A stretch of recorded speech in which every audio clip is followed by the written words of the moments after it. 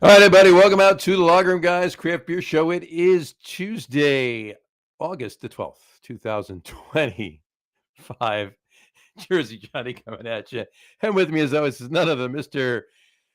Beer Safari, Samurai. Like my hat. Like my hat. Just got this, actually. Mhm. Well, we're going to be doing a murder mystery costume party in October.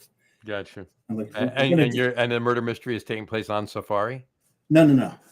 Figures if it's going to be a murder mystery, I am going as Colonel Mustard. Ah, very nice. I do like that. I do like and that. Carrie's going to go as Mrs. Peacock. She's already got the peacock feather thing, and she ordered like the funky glasses. But I forgot I've got the monocle. The monocle. I don't know if that's going to be fun holding in your eye all night. I'll just wear it like this, and every now and then go. Right. So, but I don't think I need this on. So No, probably not. For those of you just listening to the audio podcast, Dave came on wearing a samurai, not a samurai hat, a safari hat. How the safari samurai? Hold on. Yeah, twisted. You put it on. You put your headphones on after you put that on. Hold on. Let's see if I can figure this out. And he isn't listening to me first because he took his headphones off. We are untangled. There you go. Okay. All right. So how are you on this fine evening, sir? And I haven't even had a beer yet. I'm tired, first of all. Didn't sleep too well last night. We can't get it cool enough. You couldn't sleep at all last night. Just thinking. No, not thinking of you, John. Really, it's just you were looking at the beer you're drinking, and you were thinking of that. No, thinking of the beer I will be drinking in a little over a week and a half. Yeah, I know. No, a little over a week. We leave a week tomorrow. There you go. So you do next week's podcast, and then off you go. And then bing, leaving on a jet plane. But you do know when you'll be back again. That's the difference. I do. Well, no, not necessarily, because you never know. With the immigration laws changing on the hourly, I may not be allowed back. Well, I mean, you trying to tell us something? No, maybe the spelling of my name. He's like, no, he can't come back. Or I may have a meme on my phone that they won't let me in. Just show them the samurai logo, and you're good to go. So, at any rate. So here's one packet of. There we go. So we've got some new decals that are going to be popping up here, there, everywhere. Ironically, they'll probably be popping up more in Europe sooner than here, because these didn't show up before I left for the trip. They showed up 2 days after I left. Not for nothing. I don't know that tradition of putting up decal stickers or whatever in breweries is a big thing over in Europe. When I was in Germany, I didn't see it in Germany at all. You saw one place in Higgins. Higgins was the only place in Germany. Right. But they're from the U.S., so that's right. And then there was that Beer Geek bar in Prague. Right. And that was it.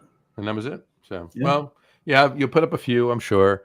I'll go get up a couple, and we'll go. Well, hopefully Bar Delirium will have a place to put stuff up. If it's going to be any place in Brussels, that'll be the place. There you go. I really don't think that Bar Bernard will have a spot. I really doubt you want to be putting anything up in Cantillon. Yeah, they probably would frown on that. More than likely. Would be my guess. Yeah, they don't like you breathing too heavy, so as to not disturb all the dust and things that live in the dust. Exactly. So well, on that note, our guest is coming on shortly, but not right now. He's not in the green room as most guests are. Okay, but can we open a beer? So why don't we open? That was my next statement. So why don't we open a beer prior to him coming on? So okay, good. Because if we had to wait until Rod shows up, I think I may lose my mind. So I don't know if you'll lose your mind. Are you claiming I don't have one to lose? It's been gone for years. I mean, this is true. And to steal a line from Douglas Adams, went and ordered a meal that I can't afford. Yeah, exactly. Let me fix this. Yeah. There we go. That's a little better. Um, so, I'll show you what I'm drinking while Yeah. you away in the notes. Yeah, exactly. It's a hard label. Actually, no, it's easier to read on the screen than it is right in front of me. This is called Ain't Broke. It's from Origin Beer Project. Origin Beer Project. They are in PVD, Rhode Island, as you can see on the can here. Providence, Rhode Island, for those of you not in the know.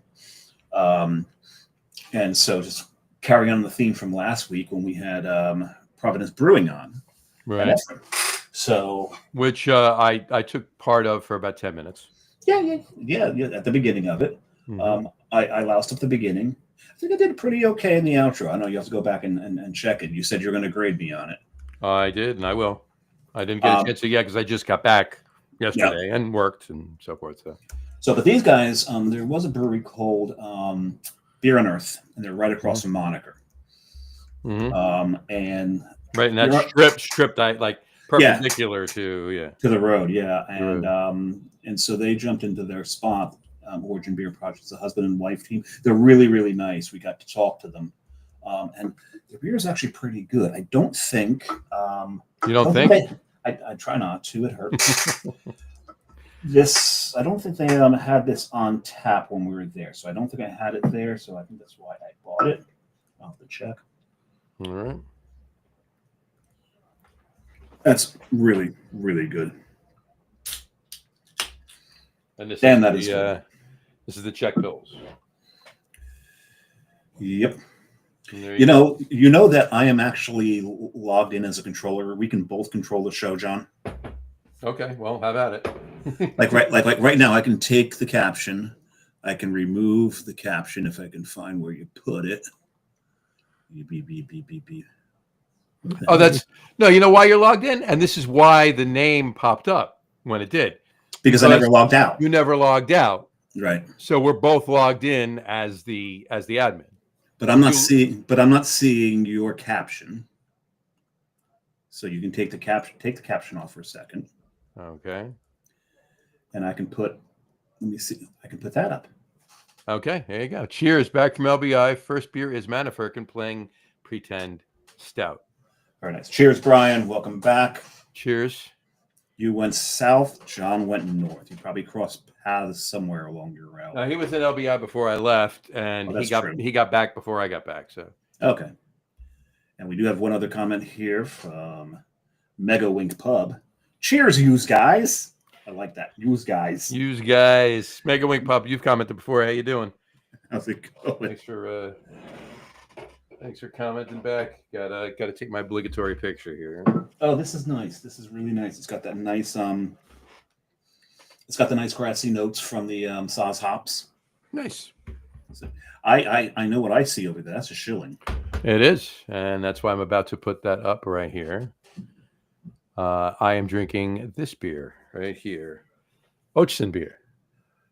I've had that beer. It's a really good beer. Mm-hmm. And I bet your glass. I'm starting heavy. I bet your glass isn't as cool as mine. No, I don't have a shilling. I don't have a shilling lager glass. You got the Von Trapp. I got the Von Trapp. I thought you did get one of these. I was kidding around. I thought you did. I didn't. No, the only shilling glass I have is the large. Do that again. No, large. No, that's not the way you did it. You did it one hand. Large. Anyway, for those who are only listening, if you want to go back to the videotape, don't do it. No, don't. Just keep listening. You don't want to see that. In any event, but I did buy another one of these this past trip. It will be making an appearance on the show next week. I just haven't watched it yet. Oh, another dimpled mug, not another dimpled Von Trapp. Not another dimpled Von Trapp, another dimpled mug. Yes. Okay. Gotcha. So, dimpled mugs. There are so many styles that are just perfect in a dimpled mug. There are. What I love about the size of this one, it's like it's at least 20 ounces, maybe a little more. It's a 16 ounce barely fit. It doesn't fill it at all. Cheers, by the way. There you go. Cheers. Look at that head. That is beautiful. That's beautiful. It's got a little green tinge to it, but I think it's so close to the camera that the camera changed its hue settings. No, it's because I got a little green light next to the camera. So Oh, is that what's going on? Mm-hmm. Yeah, see, it turns a little green there. Mm-hmm. Oh, see, I don't have a light on my camera. I don't want. Well, I've got one of those ring lights, Yep. but when I put my glasses on, you can see it, and I There really you go. spooky. Nice. You got to do that on Halloween then, which is coming up. Just coming up. Before we know it, the pumpkin show will be here. I can't top last year's. No, you can't. That was fun. That was a last second decision to do that. That was good. That was fun. definitely. And if you haven't seen the show, what it is, I did my makeup like that. That subliminal flash, the demon, the subliminal flash in the Exorcist, Mm-hmm. and I had all of the lights out, Mm-hmm. and the only thing that was lighting me was the screen.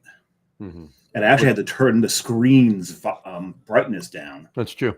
To get the right effect. It was pretty cool, but the year before his Halloween show was actually interesting. We had He Who Shall Remain First Nameless. Oh, yes. Broadcasting live from downstairs from his Halloween party at his brewery. This is true. And he could give us 15 minutes. An hour and 45 minutes later. It usually happens. Well, remember when he was on the deck out in California?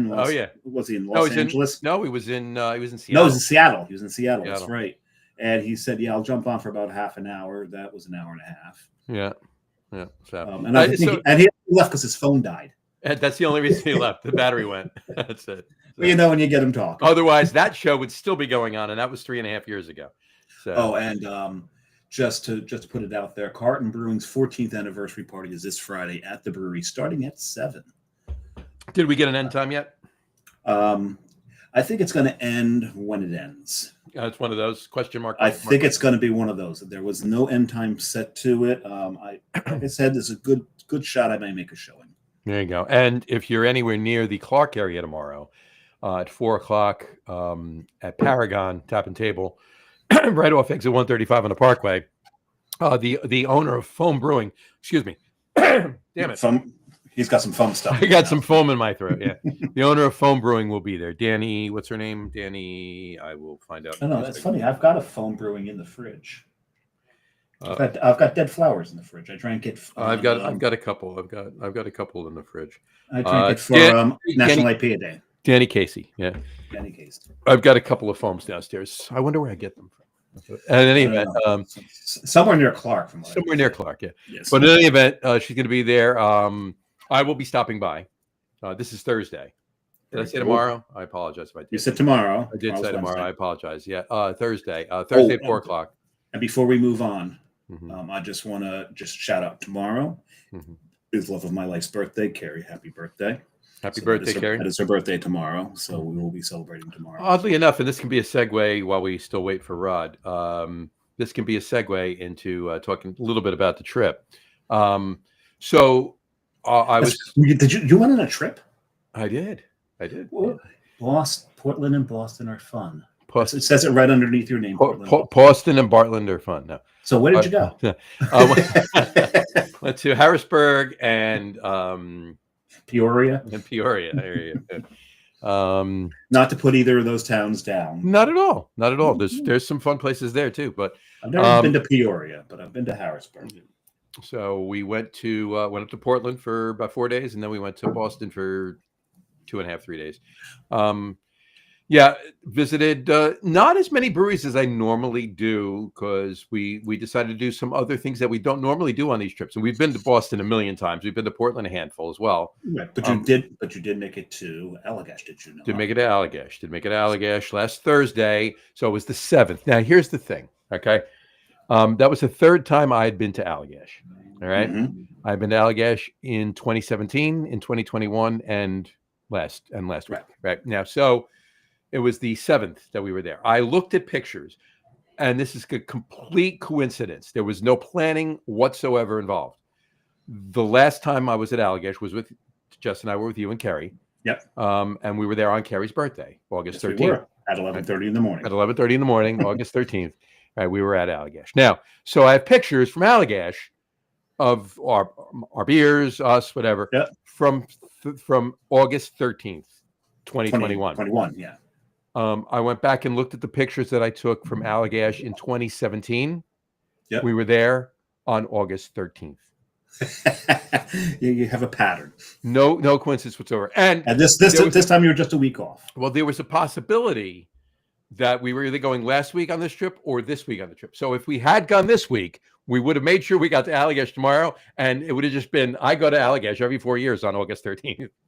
Apparently. But no, so we were there. It's called a pattern. Like called a pattern. Yeah. But it really was. There was no rhyme or reason. We didn't go there because it was Kerry's birthday in 2017. We did in 2021, right. But I didn't even realize it literally until last week. When I looked back at. That's actually pretty cool. Now, this time, did you go to Navari Res this time? We went to Navari Res. We did. What did you drink? Well, I had a double dry hopped Pliny the Elder first. That sounds god awful. It was horrible. It's disgusting. Yeah. What would you drink? I'm glad I saved you from having to have that one. Yes, thank you for that. Right. Yeah. And then I followed that up with a 2021 or 20. It was 2020 or 2021. Thomas Hardy barley wine. I can probably find it. Actually, no, because our group has been so chatty lately. I would have to go back about 15,000. I could pull it up. The quickest I could pull it up is on my Instagram. On your Insta? On the Insta? There's Sacred Profane. That's before Sacred Profane, was it not? So yeah, here it is. I'm sorry, did I say Thomas Hardy? My bad. It's J.W. Lee's I had. The Lee's. 2021 J.W. Lee's Harvest Ale. I love that they've named their brewery after the crap that's left over in the bottom of your glass. J.W. Lee's Harvest Ale, right there. That's still a damn good beer. And look at the glass it's in. Glassware, it says, I'm reading it. It's not clear enough. It's Oxbow. Oh, it's an Oxbow. That's nice. And that was the double dry hop Pliny the Elder. There you go. So, but they look like barricade glass or barrique. I'm sorry. It's not. It's not barrique. That was actually the 15th anniversary of Navari Res. Oh, okay. Cool. Yeah. It does look like Barrique's logo. Mm-hmm.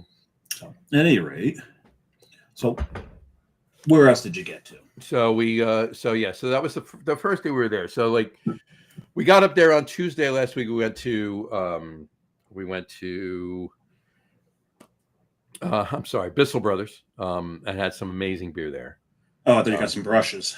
No, that's not Bristle Brothers, Bissell Brothers. Oh, did you get a vacuum?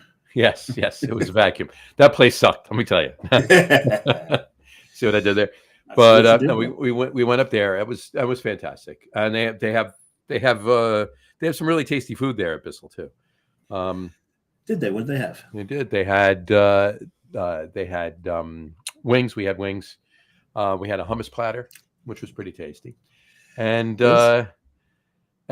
we had some other things as well. But we do have a guest that just joined us. Let's bring the guest on. Why don't we bring? Should we bring the guest on now, or what do you think? Yes, because we've got a comment, and I think our guest would probably love to take a stab at it. Yes, would absolutely love to take a stab at that. All right, so let me just do this a second here. Okay, that's not. There we go. I'm just looking at. I have to paste something in here, and you added a bunch of stuff last week. I done did. All right. So anyway, let's bring on our guest. How are you? Welcome to the show, please, Mr. Rajay. How are you tonight, sir? There he is. Your mic's not on. It's colorful. It looks beautiful. All right. Well, here I'll put his. There you go. Let's see. There he is. Podcast host and beer adventurer extraordinaire. So let's see. Well, let's see. Rod's working out some technical issues on that end. All right. Is he muted on this? I don't think so. No, he's not muted. No, he's not. No, look at him. That's so anyway, we went to Bunker after Bissell, and then we got lobster rolls for dinner and went to Navari Res, and that was day one. So. Very nice. No, we still can't hear you, Rod. Still can't hear you, Rod. You want to bail out and come back in? Maybe that'll help. Give it a try. Give that a shot. Let me see. You hear me? There he is. There you go. Something going on. Hold on. Once I'm hearing playback in my head. So. Oh, okay. So, but we can actually hear you now. We can hear you now, Tony. So but he's getting if you bail, it might actually solve it if you bail out and come back in. All right, I'll come back. All right. There we go. So there I know how to get out.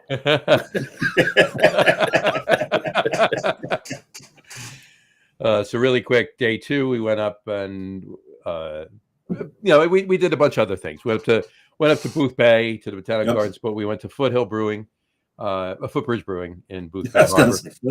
Foothill, no. And then we stopped at Maine Beer Company on the way back. And that was it. And then we had some Thursday went to Allagash, Bellflower, and so forth. The Definitive, of course, and the others across the street from Allagash. Friday was Sacred Profane on the way down to Boston. Their tank room. Oh, right in the tank room. Had a couple burgers there too. While we were there. See, now hold that thought, because that now ties into the comment that we've got. All right, I will put that Megawake. We'll put that comment up in just one hot second. Well, let's put it up now. We can start talking about it while we're waiting for Rod to jump back in. All right. Megawake Pub says, "Can you guys put into words what Pilsner or Kel was like on draft in the 90s?" You know what? Let's get Rod on here and let's all comment on that one. So, is it better? Hear me? We can hear you now. Yes, we can. There you are. Yeah, apparently Restream doesn't like my voice mod. It's having issues there. So. Oh, okay. I've been having a couple of issues with Restream. Wait a second. Do you have a voice mod that makes you sound like Barry White? Is that what it is? I want one, because it'd be funny if he comes in. It'd be funny if he came on and said, "All right, guys, I'm sorry, I had to turn my voice mod off." Because Rod's got such a great voice. It shows it working in the voice mod, but Restream is not picking up audio when it's on that mic setting. So I just switch it back to just the main mic by itself. That's crazy.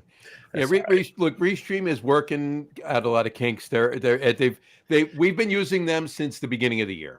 All right. Yeah. And only because we were with StreamYard, and StreamYard decided to charge $3,000 a minute for don't be service anymore. Yeah. You gotta wait tonight to get the unlimited time. Right. Exactly. Yeah.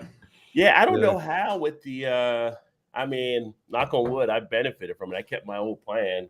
I guess because I do enough hours over there. It's like $10 a month, but other people I knew that had a plan. They were like, "No, we're taking yours to like whatever 50 or 60, whatever the number was." I'm like, I don't know. Somehow I got through. So kudos to you. You definitely did. But so we this is you get what you pay for though, right? So we're paying a lot less for a Restream, but you are, yeah. You got to deal with But like the $10 a month, I'm not losing that much from the people that are paying more, really. I mean, I get like 50 hours of storage and a whole bunch of stuff. So I'm like, who's really the sucker here? And I don't have the StreamYard logo either. They took that off for the $10 plan. So well, that's good. That's good. So let's get back to this comment really quick. Well, first of all, let's officially once again welcome you to the show, Rod. Yep, appreciate you. Thank you for coming on tonight. We appreciate it. We've been looking for the Beer Adventurer Extraordinaire. Yeah. We've been looking forward to this since we booked it. At the beginning of last month. But absolutely. Always have a great time when you come on. And Dave and I do have to reciprocate. A little reciprocity there for one of your shows. Oh, definitely. Yeah, definitely. Now that I'm resettled back in Cincinnati here, and getting things rolling again. So yeah, definitely I get you guys on. Nice. So I was talking about the trip I went on. I'm sure you saw a couple of my posts. Went to Portland and Boston last week for a week. 4 days in Portland and then a couple days in Boston, but 2.5. And then but ironically, though, when we were first planning the trip, the original thought was to go west, and we were going to hit Cincinnati for a couple of days. Oh shit, that would have been cool. Pop over to Louisville first, then back to Cincinnati, either or, and then come back and hit Pittsburgh on the way home for a day or two, and then come home. Yeah, because you love Pittsburgh. Love Pittsburgh, yeah. So obviously, had we done that last week, you and I would have been having a couple of beers together at some point last week. At least a couple. Yeah, at least a couple. Well, I'm actually gonna be back on home soil here on the weekend, so I gotta come back up there to Jersey for my mom's 80th birthday. So, very nice. I'll be up there. Coming 80, in God bless Friday to Tuesday. So Friday to Tuesday. yeah. All right. So we're taking it down to the shore on Saturday or Sunday. She doesn't know. She wants to go to the shore one of those days. But yeah. Which beach? I have no idea. I haven't been to a beach in Jersey in so long. I mean, last time I was to a Jersey beach was back in the 90s, I think, and it was my wife's first time up there, and she's like, I don't see anybody out here. Well, nobody goes in the water here in Atlantic City anymore. So it's kind of like she walked out there, like nobody out there. Get go to Wildwood or go to some of the other spots down there, Asbury Park or some other area. But it was just like, well, if you go to Asbury Park, you're gonna have to let me know because I live 5 minutes from Asbury Park. So okay, and the beach is that way from me right now. So not that far at all. Yeah. Being 80, she wants one more ride down the or stroll down the boardwalk. So, very nice, very nice. Yeah, absolutely. They're going to be running the autumn festival, I think, this weekend. I believe you're right. In the convention center. Yep. So that'll be nice. Whatchamacallit. So let's that will be very nice. So you have to let me know that, and if you have any if you hit any breweries while you're in Jersey. If I have some time there or whatever, see what we want to do. I always make a visit over to Roger Wilco to see what they usually got there. Oh yeah, I can usually find some stuff in there. They have some good stuff at Roger Wilco, as always. That hasn't changed. And then my one buddy up there, BJ, he actually does the Joe Canals in Marlton. And if you gotta check out his beer channel, he does YouTube and stuff now too. It always like shares the stuff they got over there. So he'll get occasionally some good finds. And it's funny, that's the ones that I went to, like Martin's Liquors. That used to be an old one down there outside Morristown. Yeah. Go in there, and I'm actually Martin's in Morristown, yeah, absolutely. Yeah, I'm gonna drink a Firestone Walker in a bit, but I went there and they had the Firestone Walker, and I forgot which one it was. They did a couple of them in the brown box version, right? Where you go, it's like $13, $15. They were $6 a bottle. $6 a bottle? $6 a bottle. That's below cost. Yeah. Wow. So I was like, it really is. I took the rest of them and brought them back. Oh my God. Sweep that shelf off. Yeah. So it's always nice when you find some good deals. That's awesome. Yeah, there's a lot of good stores down that way. So yeah. But yeah, I actually have Sunday free. The wife is working all day and I'm off. So oh wow, there you go. Yeah. Have you guys been out to my buddy's spot, Spellbound?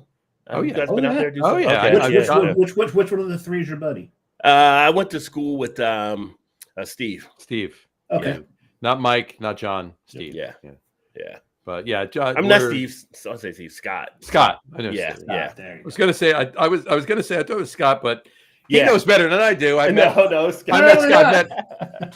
See, I'm nervous when I'm on the show here. I'm nervous. I just how can you be nervous? You've got your own show.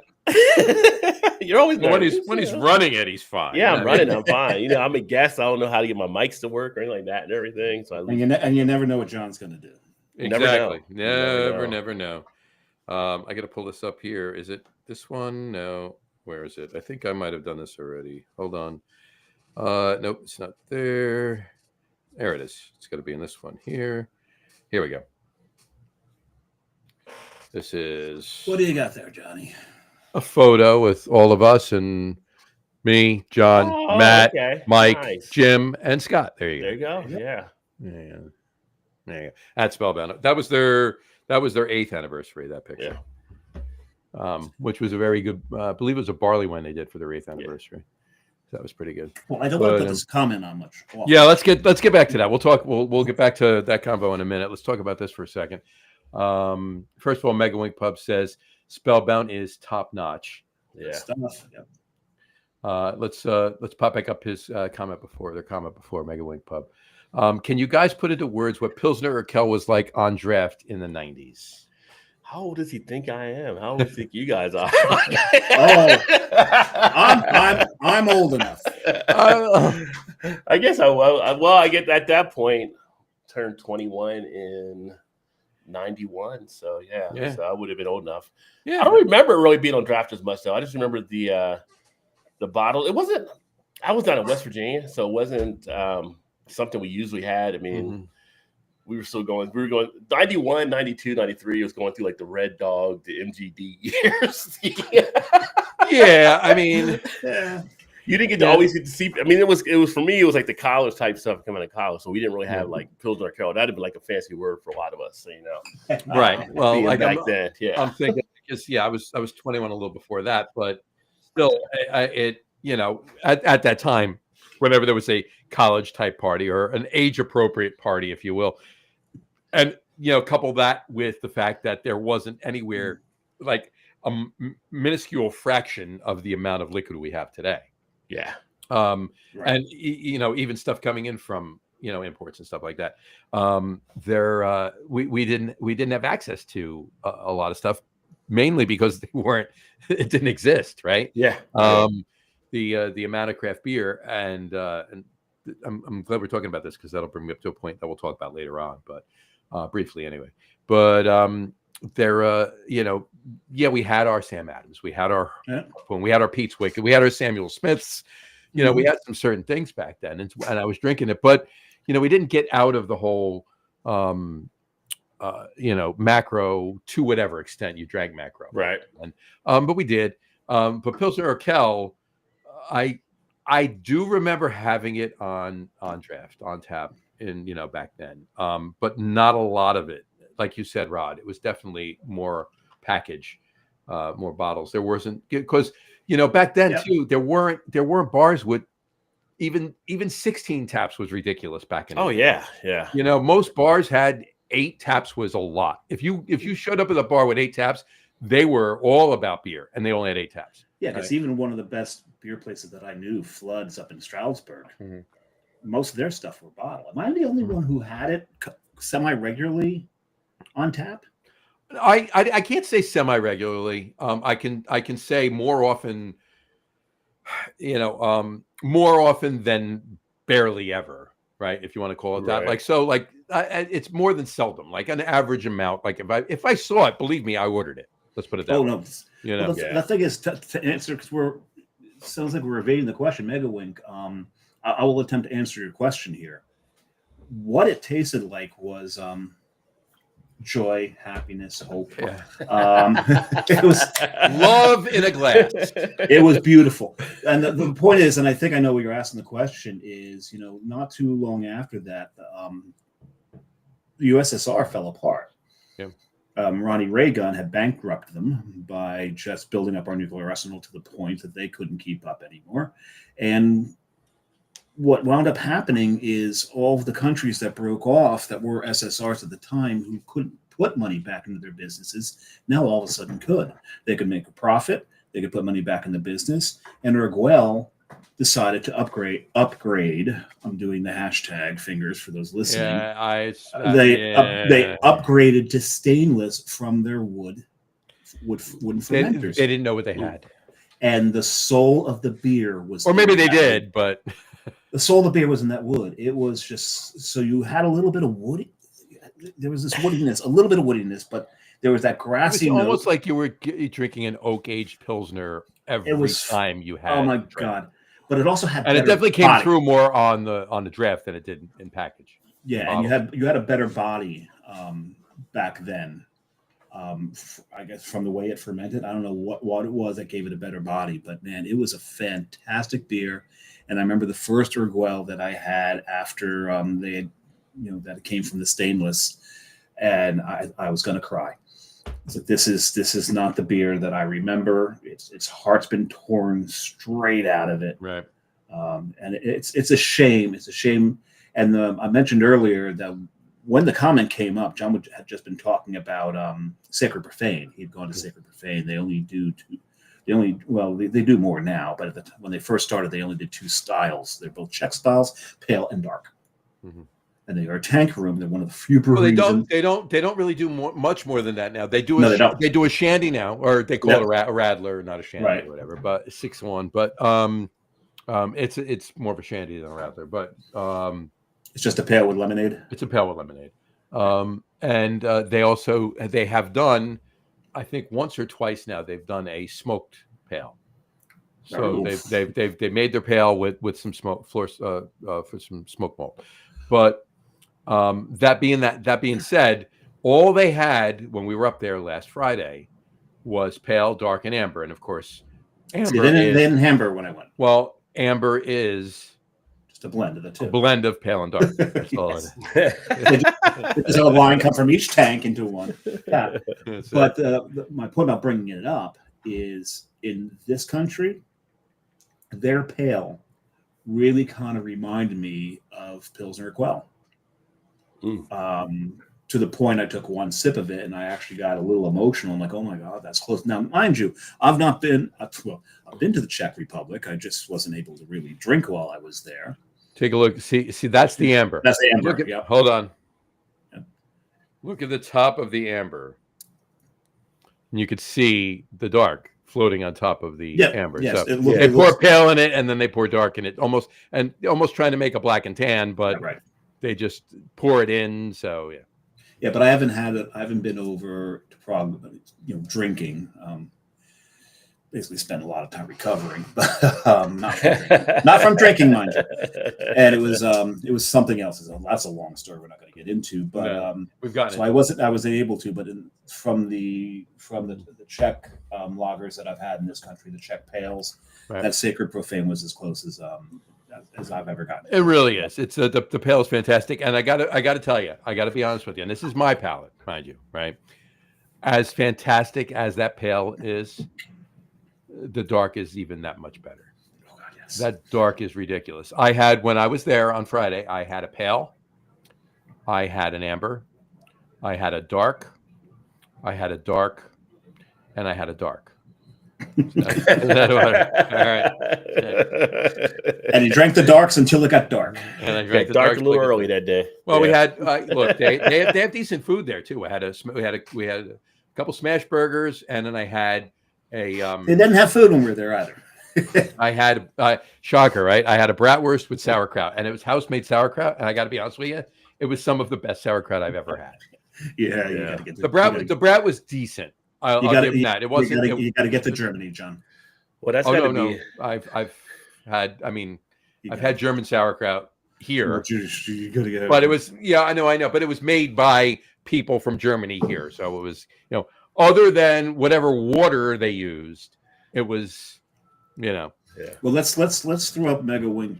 Let's reply to what we were saying. Well, I was going to say you guys get an extra treat when you go to another area. They got a brewery with food, considering how Jersey's rules are. Jersey rules. Don't even get me started on it. So we're going to toss this up there. The beer cellar. I literally I almost hit it and I would have turned it off. So would you want to let you do it or? I don't know. The beer cellar in Nashville. I thought you were waiting for me. The beer cellar in Nashville, mid-90s, had it flowing, fresh, malty, and flowery. It was those Pilsner malts. My God, they were fantastic. I'm going to put up Doug Smith's comment. It kind of answers him too, and there's a little bit about it too. Oh yeah. Mega Wink. He said, Doug Smith says it was excellent, great hop aromas, fantastic Pilsner malt flavors, round and clean. Wooden fermenters were still in use. Yep. Classic Czech Pilsner. And then he said, liquor store, brew guru, and I worked at carried kegs of it. Or maybe they still do. And he said it was world class. Absolutely was. And he also said before you go ahead. I was going to say that. He said Brew Guru has a great story of drinking a keg of it at a party outside in the middle of February in Rhode Island. I believe. I'm going to ask John that story 100%. Now we know what happened to his hair. It froze off drinking Pilsner Urquell. Rod, what did you open? Sir. You opened a beer in all of this, in all these shenanigans. Yeah, I'm about to open a second. So you saw that, huh? So actually, I am drinking one of the ones, and this was actually courtesy to Firestone Walker that set my way, but which I'll be dropping those reviews out here at some point. I got them done. I just got to put them on the site. But the Luponic Distortion. That's such a good. Luponic Distortion is fantastic. This is part of their summer mixed variety pack. So they were kind enough to send me some to check out. So I did an unboxing on the channel, and then the reviews will be coming. But Firestone Walker, solid as always. Oh, yeah. 100%. You said you opened yours or were getting ready? I didn't. I'm getting ready to. I opened mine. Good. What did you have? Ale America. Ale America's a mosaic American Pale Ale from, here we are, Hop Butcher. Oh yeah, Hop Butcher. Hop Butcher for the world. And I tell you what, man, this is This is straight up just it's a mosaic bomb. That's as it should be. That is delicious beer. Yeah, you guys get Hop Butcher distribution in Jersey now. I saw when I've been We up do. the last few times. Yeah. We do, but mine came from Devore, Okay. actually. Great spot in Chicago. You get a chance to go. One of the best burger places right across the street from them. Is it? What's it called? Bad Apple. They got That's a good 15, name. 16 different type of burgers you can actually get, and just phenomenal. Oh, I've had the double grid. Double grid is solid. fantastic. Yeah. And I'm looking forward to this one too. I haven't had it yet. Purple Moss. Oh, I have not had that one. Yeah. There we go. It's Everybody. Like that A lot of people talk about their IPAs they put out at Hop Butcher, and as good as they are, their stout game is off the chain. I haven't had a stout from The stouts from they yet. put I haven't. out are have I had any of their stouts? I don't think so. Oh, I've had that. Yeah, Beef trip, the triple, yeah. So. I still can't get my head around drinking triples. Well, Just triple. not Then you thing. drink a quad IPA too. Yeah. I can't drink those at all. But then again, I bet you could. But then again, the dial on what's a double, a triple, and a quad just keeps changing. That's true. Well, isn't it with They keep BJCP? They don't really recognize a triple or quad, do they? No. Mostly double. they It's just the branding that's just taking place. That's so. it. Yeah, That's all that's it all is. it It's is. like if you're like at a 10, you're supposed to be a triple, and if you're over a 12, it's a quad. So supposedly that's what general ballpark. Well, it was originally a double was over 6.5, and that moved up, 7.5 to 8. Yeah. and then to 8. Yeah. And then, But actually, no, I take that back. Doubles now 7.5. 7.5. Right. For IPAs, if it's stout, it has to be Yep. 8. Yes, that's right. Yeah, there it is. yeah. But yeah, so it used to be 6.5 when they Yeah. first started putting the doubles out, and they moved that one up because, well, pretty much, let's face it, the scale on all beers went up. Yeah. Everyone increased their ABVs. They on did. almost every single style. When you start seeing saisons coming out that were like 7%, it's like, can we stop? Saisons are really supposed to only be around 3 to 3.5% because they were beers for the field workers to refresh themselves. At 7%, you're not going to have any field workers anymore. You're going to have field sleepers. Field worker, come, hey boss, I'm not feeling no more hay. I'm done with the hay today. Exactly. Yeah. That is funny. There you go. All right, I'm an open mind. I'll keep talking. What you got there? I'll, And then, The double green. you want me to throw up some comments while you're opening yours? Put up Doug's last comment. Well, there. first I want to say, because this came a while back, Vanessa Kitty says hi. Hi, Hello, hi, Vanessa. Well, last time Vanessa commented on the show was the last time. Last time Rod was on the show. I was on the show. I'll let my peeps know where they can find me. But she did mention when we were complaining about the service there, she said that AOL just shut down dial-up. They did. I Yeah. saw that this morning. Yeah. I saw that this morning. I didn't know there was still such thing as dial-up. Yeah, it's funny because there are some parts of the country where they still have to go through dial-up because they won't lay the fiber. They won't put the cables down for them to do Wi-Fi and stuff because they're so dense, I guess, of an area. It's just like it's not worth it. But I feel bad because there's not going to be any more. Welcome. You've got mail. Yeah. No, they're not shutting down the email. They're just shutting down the dial-up. Yeah, but the dial-up is when you connect it. It says "Welcome, you've got oh, mail" or okay. not. Yeah. And I it's not like still- if you just log on to AOL, like the service, it doesn't give you that. Yeah. doesn't Right. do that. Oh, I didn't know that. I'm sure there's some way. Yeah, because you can go to AOL right now. Just go to AOL.com and you're in AOL. Think about how that you hear that sound now, and it's just like. I mean, But back then, when you heard it, you were so excited because you knew you were connected. I remember using a 2400 baud modem. Oh yeah. Okay, Yeah. and I remember. I'm older than you, so I I had a 1200 Oh my God! Yes, you're so much older than me. 1 year, but back then, if you remember, tech was moving so fast. It was, yeah. 1 year made a difference. But I had a Yeah. 2400 baud modem, and I remember downloading a file that was a little over 1 megabyte, and it took almost an hour. Oh, remember like downloading a picture and it'd be like, Eh. Yeah. you're like, what did he send me? That's one of the things I want to do just for shits and giggles.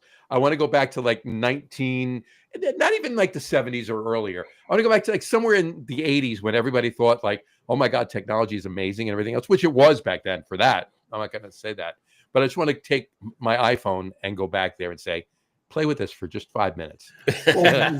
Well, we've seen that. They'd be like, "You're the devil. You're the devil." Little do they know.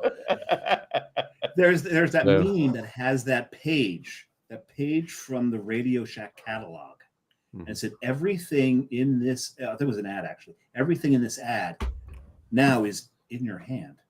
Right here. Everything that they were selling. Everything in the ad, yeah. Oh, so we're driving. We're on the trip, and we're up in Maine, and we pass one. We're on our way to Booth Bay. So we left Portland. We're driving up the hour and a half to Booth Bay, and we pass on Route 1. We pass a small shopping center, or whatever. And there was a sign on the marquee out front for Radio Shack. Oh. And I'm like, I'm going. Let's go. No, it wasn't there, right? But Okay. I'm telling you right now, if there was an actually operating Radio Shack in there, I'm sorry, we would have wasted at least an hour and a half there because I was going. I was going in. I have a friend who lives. Get around the corner is a Blockbuster. Right. You're like, I don't know what happened, but I'm enjoying myself right now. Is that last Blockbuster still open? The one in is it Oregon? I think they finally closed that one. I believe. I think they finally closed. did. That's crazy. Oh, but I used to follow because I followed their Insta, and they were hilarious. Oh no, was it their Twitter account? No, it was their Twitter account, and they were absolutely hilarious. They didn't care. They had stopped caring. They knew they're going to close this soon. Let's just get away with everything. I think the only reason they stayed open as long as they did was because of that account, and people were going there to take pictures, but people stopped buying stuff. So yeah. And I got to be honest with you. With I can see a store like that, just for nostalgic purposes. If it's in the right location and they do the right things there, and obviously they got to do a little bit more than just what they did back in the day, right? But I could see something like that actually, to some certain minor extent, surviving a little bit. But that would be interesting. Yeah. I'd like to open up a mall with all defunct stores that just the technology surpassed them, and not just technology. Some of the stores that are gone, like Copper Rivet. Yeah. Remember those? You have to have an Orange Julius in it. Sure. Oh, Orange Julius, yeah. And a Hot Sam. Do you remember Hot Sam, the pretzels? Yeah. Mm-hmm. Oh, when they take the pretzels, they put it on a stick, and they'd like just dip it into that fat of plastic cheese and hand it to you, dripping it everywhere. I'd like to make an announcement. I just got texted by the lovely Jessica from downstairs who's watching the Met game. Pete Alonso is now the all-time home run leading hitter for the New York Mets. Wow, that didn't take him long. he passed Darryl Strawberry. He now has 252 or 253, whatever it is. Yeah. And he's probably passed that whole team from '86 in distance and right. Launches those things. Yeah, he does.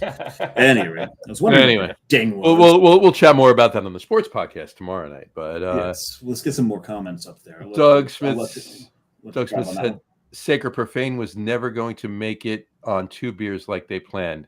Outstanding domestic examples, though. Yeah, they need to. Let's put it this way. I'll give you a brief review. The place is really cool. The town, not so much. Biddeford, I mean, Biddeford Diner is really cool, though. Oh yeah, no, there's a barbecue. The barbecue joint across the street from Sacred Profane. And you got Barreled Souls just down the road. Barreled Souls is right up Route 1 in Saco. Yeah. But regardless of that, the pale is fantastic. The dark is even better than that. The food is really good, but that's it. That's all they got going on there. You know, so they're going to need to do some other things there. It's not that bad because Route 1 parallels 95 there. It's not that much of a detour off of 95. For vacationers and for beer travelers, yes, that's fine. But for locals, it's going to get old. They're going to have everything on the menu, and they're everything gets old. Yeah, exactly. In one visit, in a half a visit, they're going to have everything to drink on the menu, right? Yeah. So in that respect, So return customers probably not as much. Yeah, they'll get some loyalists that are local, but it's not going to be what's going to be needed to keep the lights on. But they are doing a lot of distro. I'll give them that. They did make it to Jersey. They are distributing in Jersey, and I can only assume they're distributing everywhere between here. Rod, have you seen them in Ohio? No, I haven't seen them. But you know what we are getting here? What they started putting here now are Wawas. So we got Wawas out here. Congratulations! You've joined Philly culture. They probably said, "Well, Rod's never coming back. You better get." Well, at least you got that John going on. Yeah. So now you gotta learn the usage of the word John, which I still to this day don't understand. It's a noun referring to whatever you want to refer it to. I guess so. Is it like Smurf? No, Smurf was a verb. This is my John. Smurf was a verb, wasn't it? This is my John. Have you guys ever had that Wawa beer that's done by 2SP? Yeah, no, I've tasted it. I tasted it at one beer fest once. I had like one of their stouts. One of the stouts I had was pretty good, I thought. But yeah, I don't know how often they do it. No, I never had. Speaking of beer, really quick, I'll throw up my second. Put this up really quick. What'd you pour there, John? Oh, you know what? I typed it out. I was remiss. We started the show before I finished the crawls.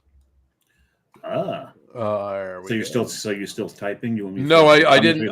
I typed it. I just didn't paste it in here. Here you go. So my second beer is from Lake Zurich, Illinois, from Phase 3 Brewing. It's a P3 Health. Phase 3, nice. Yeah, oh, very nice. There you go, and in the dimple mug. Cheers. In the dimple mug. There you go. Cheers. I've got mine in my Civil Society glass. Very nice. I got a Civil Society tulip downstairs. I had two. I broke one. Well, you had 4 lips then. That's true. And now you're down a tulip. I see what you did. There you go. You did there. That's borderline. That's borderline math on the show. That's more punnery than math. So to continue with some comments, Brian Boak said, "I will keep the Belgian Quad over a Quad IPA." Oh, I agree. I agree too. I like IPAs. I like Belgian Quads a lot better than I like IPAs. I may be having some Belgian Quads sometimes soon. Shut up. Vanessa Kitty commented, "I tend to find Rod wherever he pops up." There you go. I was going to rephrase that, and Rod pops up every time that you never mind. Anyway, and then she said, "One of my old AOL accounts, I'm assuming it's AOL accounts, was almost hacked last year. I had to go reactivate them to stop that nonsense." Oh my god! Oh my god! Could you imagine? You got to hack my AOL. If you're a hacker, you would go after AOL because that's got to be a lot of the older folks, right? Oh yeah, have the AOL accounts, right? Yeah. So you're thinking, try to get them on a scam or something. All of us, none of us knew how to use technology. They ain't shit on that you can get that's going to do you any good. They're going to read some. They're going to read some emails from 1995. That's about all they're going to get out of mine. They're trying to get in the old chat room. Right. There you go. They're gonna find my list of bulletin board systems. BBSs. BBSs. I remember BBSs. Yeah. But, I was co-systop on like 4 of them at one point. Nice. And she goes on to say, "I would be at Shemya AFS in Alaska using the government Air Force. Yeah, in Alaska using the government Autovon long distance system to send C64 files and 300 baud to Germany." Oh my God! Yeah, it's still hold on. It's still sending. That's and there's some guy in Germany going, "Was ist das?" Schnell. Yeah. She said, "I had 3 minutes each time before the comm squadron interrupted and asked what I was doing." I just realized the Naughty Nurse beer is still being made in Connecticut, even though the brewery that started it closed down. That's interesting. Yeah. remember- Well, you I have a don't lot. remember. You have some of the canneries that I keep started the reading lines that. going. I started reading that comment. I thought it had to do with what she was sending to Germany. wait, what? And then it's, Well, let me it's tell it's you one of about those pictures Vanessa. going, Let me tell you about Vanessa. She may have been sending stuff to Germany. And the picture, and they're like, I see a nose. It's a nose now. There's a nose. Okay, what's next? she had her run in the 70s going to Studio 54, just so There you you know. So. All right. I should tell you, she's 6'3", but she's 6'9" when she puts her stilettos on too. There you go. Hi. She did. Well, first of all, she just laughed at that. Yeah. So, and she has a bullwhip, but I've said too much already. Said too much. There you go. Those AOL accounts have 10 pounds of tens of thousands of pounds. Yeah, a lot of spam. There you go. Yeah, a lot of spam. There you I go. like spam. I was not always a simple old math teacher. There you go. I know. In my younger days. Yeah, exactly. Things that your students would love to find out. Yeah. Yeah. But in any event, yeah, no, I was just going to say, could you, what was, I don't know. That's what I was going to say. She had to get back into reactivate the account. I tried. It's probably about 2 years ago. I was just really bored one day. I was putzing around on the internet, and I'm like, you know what? I wonder if I could still get into my MySpace account. Oh wow! Right? I never had one. But here's the thing: I could not remember my password. And I thought I could pull it up, like memory banks, like pull it up, like because I always have like a method to some extent, right? With passwords. I tried to remember it and I couldn't. And the only way I could get into it was to put in the email address associated with it and then have them reset the password. And I don't have that email address anymore. So my MySpace account is there, whatever it is. It's okay. Do you remember what the last song you had on your MySpace page was? Oh, I don't. I mean, it's been what, 20 years? I mean, 20. Yeah. And I uploaded it off of Reel to Reel. Yeah. No, download it from Napster. Yeah, probably. Only took half a day on that. Brian Boak opened his. My daughter was just going to kindergarten at the time, and she's now married. So yeah, there you go. Yeah. Brian Boak opened his second beer. Brian Boak opened his second beer. He said he has opened his second beer, his Slack Tide Bell Boy Belgian Blonde 7. Never had that.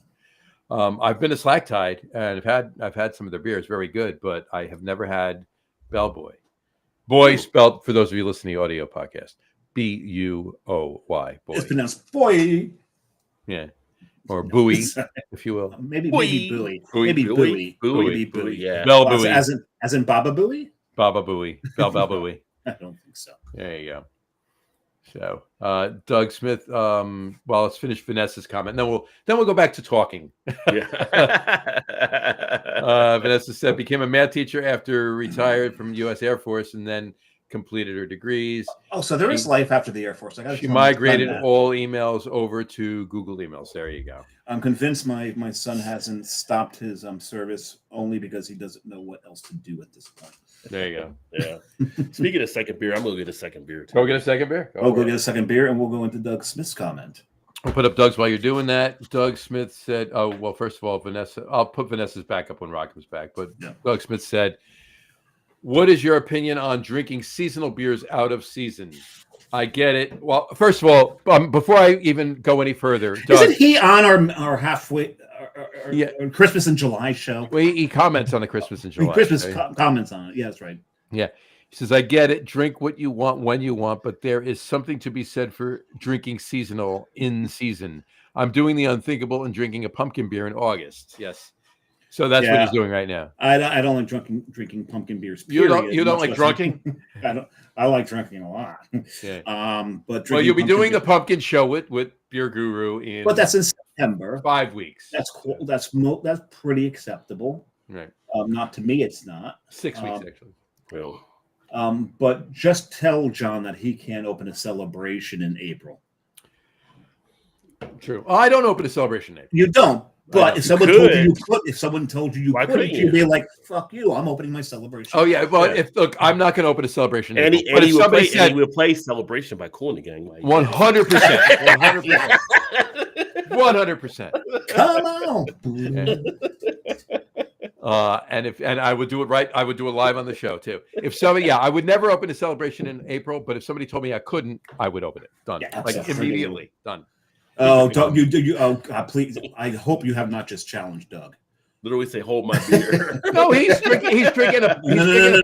What I'm saying is, there's going to be a show in April. And Doug's like, "Hey, now." Oh well, I'll go get a Celebration. There we go. I'll just, you know what? Every show next April, I'll make sure I have a cold can of Celebration for when he does that to you. For when he does that, because I have a feeling he's going to do that. I got a feeling. Doug's going to remember. He'll remember. Oh, yeah, he remembers shit. Vanessa said. So the email. So the AOL email. So the AOL email was notifying me of hacking attempt to my Google email. And she said, "Seasonal. I drink stouts year round." Well, same. Thank you. Yeah. Thank you. Yeah. There you go. Yep. There's nothing seasonal about a stout. No, I think he's talking more about the holiday. Some people don't drink stouts in the summer. Oh no, I know why they don't drink them. No, to me, I said that was me for me. I said for me, to me, there's nothing seasonal about a stout. Not for me neither. No. I'll drink them any day of the year. I don't care how hot it is. And let's face it, the biggest showdown in Florida is who can do the biggest, stickiest, most lactose-laden stout, and they do that year round in Florida. Yeah, the state that refuses to participate in winter year round. Right. Exactly. So. And then she goes on to say, I am making fruitcakes and plum pudding next month, all while drinking stouts. Go for it. We want Vanessa. We want pictures. We'll post them up. I'm done of the fruitcakes and the stouts. Not making plum pudding. And the plum pudding. No, just of the fruitcakes and the plum pudding. Oh, okay. I don't need a picture of her. If she wants to send a picture of her. No. I didn't say she was the naughty nurse. The naughty nurse is the beer. Oh, I know. The naughty nurse is the beer. Yeah, it's the beer. Ay. And Brian Boak said his first beer was a stout. Absolutely was. There you go. Yes, it was. And she said, so drinking Delirium Nocturnum is not a year-round beer. Oh, no.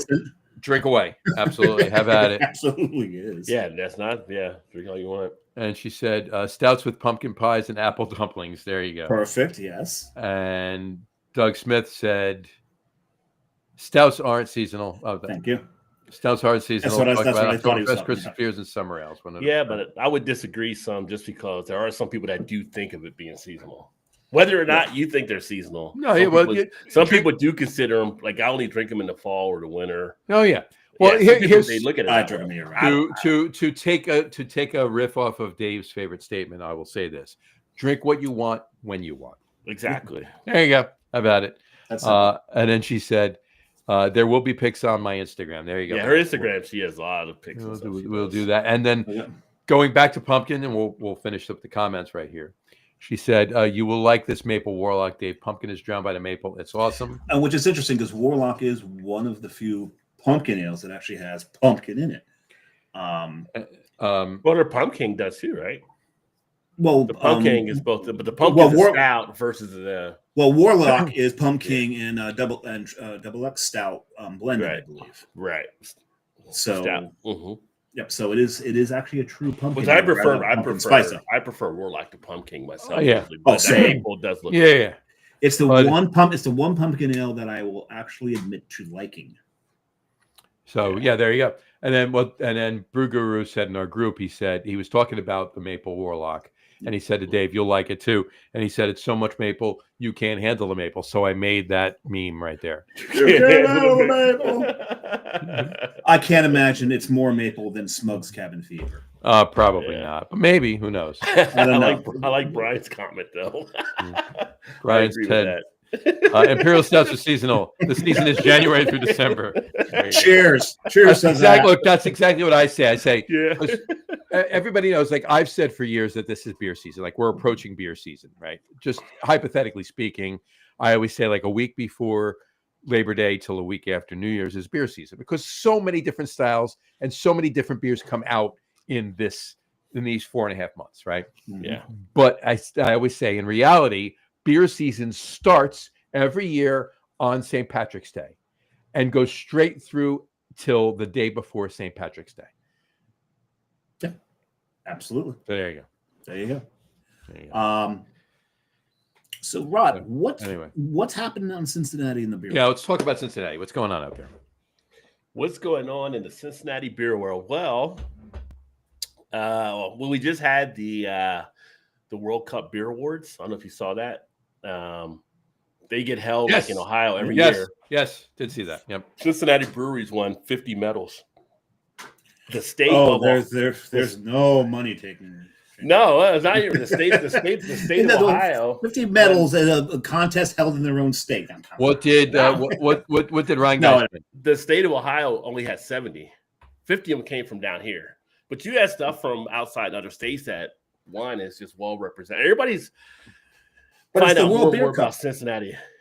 World Beer Cup Awards, right? It's a World Beer Cup. So were there international beers entered? What there were different ones entered. Like Illinois won, I think, like 14 or 15. Illinois is not international, Rod. No. There were ones from overseas and stuff too. I'm just saying, there was other stuff in there, but Cincinnati is holding it down with the beer again.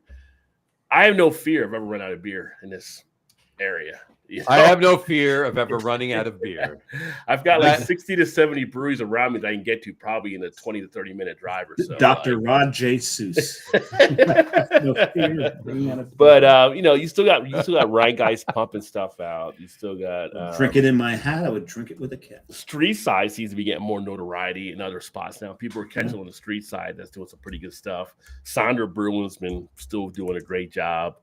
Mad Tree opened their second location. People are loving that. So Mad Tree is growing. Mad Tree was like for outside of that area. It was like the first brewery where everyone went to Cincinnati. Huh? What? Yeah. You got Braxton from the Kentucky side that's actually been still banging out a lot. They opened up like 3 locations there and took a 4th location actually in Cincinnati. And then we had Highwire here for a bit. Highwire had to I love because Highwire. of North Carolina happened, and then Braxton bought their brewery spot up for Cincinnati. So now they're in both states. Because of what you said, I'm changing up my glassware for my 3rd beer. There you go. It's just crazy, just all the different beer stuff. We have one here I haven't been to yet, but a lot of talk about Wandering Monsters. It's been pretty popular. A lot of people Wandering Monsters. Yeah. And there's another one that's I gotta get back out to Cincinnati. I mean, I haven't been in Cincy since. You need to come down in September when it's Oktoberfest Cincinnati. Oh, you know what? Maybe you need to come down for that. I mean, because I haven't been. Last time I was in Cincinnati was May of 23. That was the last time I was in Cincinnati. What year was it? May of 2023. Oh, okay. So it's been a couple of years. It's been a couple of years. Yeah, I'm looking forward to getting Oktoberfest this year because I was in Baltimore the last 3 years, so now I go to Oktoberfest again this year. There you go. It's been 23 years since I've been to Cincinnati. It's a lot of good stuff happening. Yeah. And I went to CBC this year. I went to for the first time. That was over in Indianapolis. And that was you were trying to get there. I know too, Don. But you had the wedding and stuff going on. I had my daughter's wedding. Yeah, I couldn't get out there. And that was a blast, and just catching up with the different folks there, and like getting to meet like Garrett Oliver in person was just like, okay, I'm pretty much I can wrap. How chill is he? Well, you know, it's funny. Like I've interviewed various people on the Beer Channel. I've been doing this for a time, and I literally was across from Garrett Oliver standing there, and I'm texting my one friend who also does a Beer Channel. I'm like, yo, like Garrett Oliver's like right here, or whatever. Like he's like, well, go talk to him. He's real chill and all that. I'm like. Yeah. This is like fucking Garrett Oliver. You kidding me? Like, just walk up and talk to him. Yeah. Nicest guy in the world, too. Yes. Garrett is so chill, so nice. I've known him for years. He's a great guy. I met him because of John. Because John and I were supposed to go to an event at Spite and Dibble. John had the tickets. Hold on. Yeah, Spite and Dibble. So I go to meet him there, and he's got some stuff going on. I'm going to be late. I'm going to be even later than I thought. Okay, I'm not showing up. I can't make it. So I slam my phone down the bar because now I can't get to the damn event because I don't have the tickets. Bartender looks at me like any good bartender. He's like, I've got an upset customer. We talk to the customer. Said, what just happened? I said, my buddy has the tickets to the event out back, and he's not going to make it, so I can't go back. He goes, yeah, they're not checking tickets. Go on back. and it was a Brooklyn Brewery nice. release. Yeah. So I go back there and I go up to get a glass, and it was their it was a framboise that they had made. I can't remember the name of it now. Yeah, I'm trying to remember what it's the whole time you're talking. I'm trying to remember the name of it. Yeah, and so I go to pick it up, and there's like 3 By the guys. way, hold that thought. By the way, just so all of you out there listening to this, okay, I didn't leave them alone in the lurch. I did try to call the bar and talk to them and let them know I had the tickets and he was there and I couldn't make it, so he can go back there. I didn't just say, "Okay, go screw yourself, have fun." Yeah, though that's the way I read it. But when I go to get my beer, because they've got like a keg set up outside and a kegerator set up outside, and there's these 3 guys sitting in lawn chairs, and this one guy, distinguished gentleman in a straw hat, and I look at the person pouring. I said, "That's Garrett, isn't it?" She goes, "Yeah, go talk to him." I'm like, "No, I don't want to bother him." She's like, "Trust me, he loves the attention. Go talk to him." No one's been over talking to him for 10 minutes now, and I think he's starting to get worried. on that exact same note, so speaking of Spite and Dival, and obviously we talked about it on the show, my cousin Adam, who originally brought me to Spite and Dival 20-something years ago, he idolized Garrett Oliver and a couple others or whatever, and he wanted to. He never met him, and I've known him at this point. And I used to go to the every other month they did a Brewers release. They did a Brewers beer release at the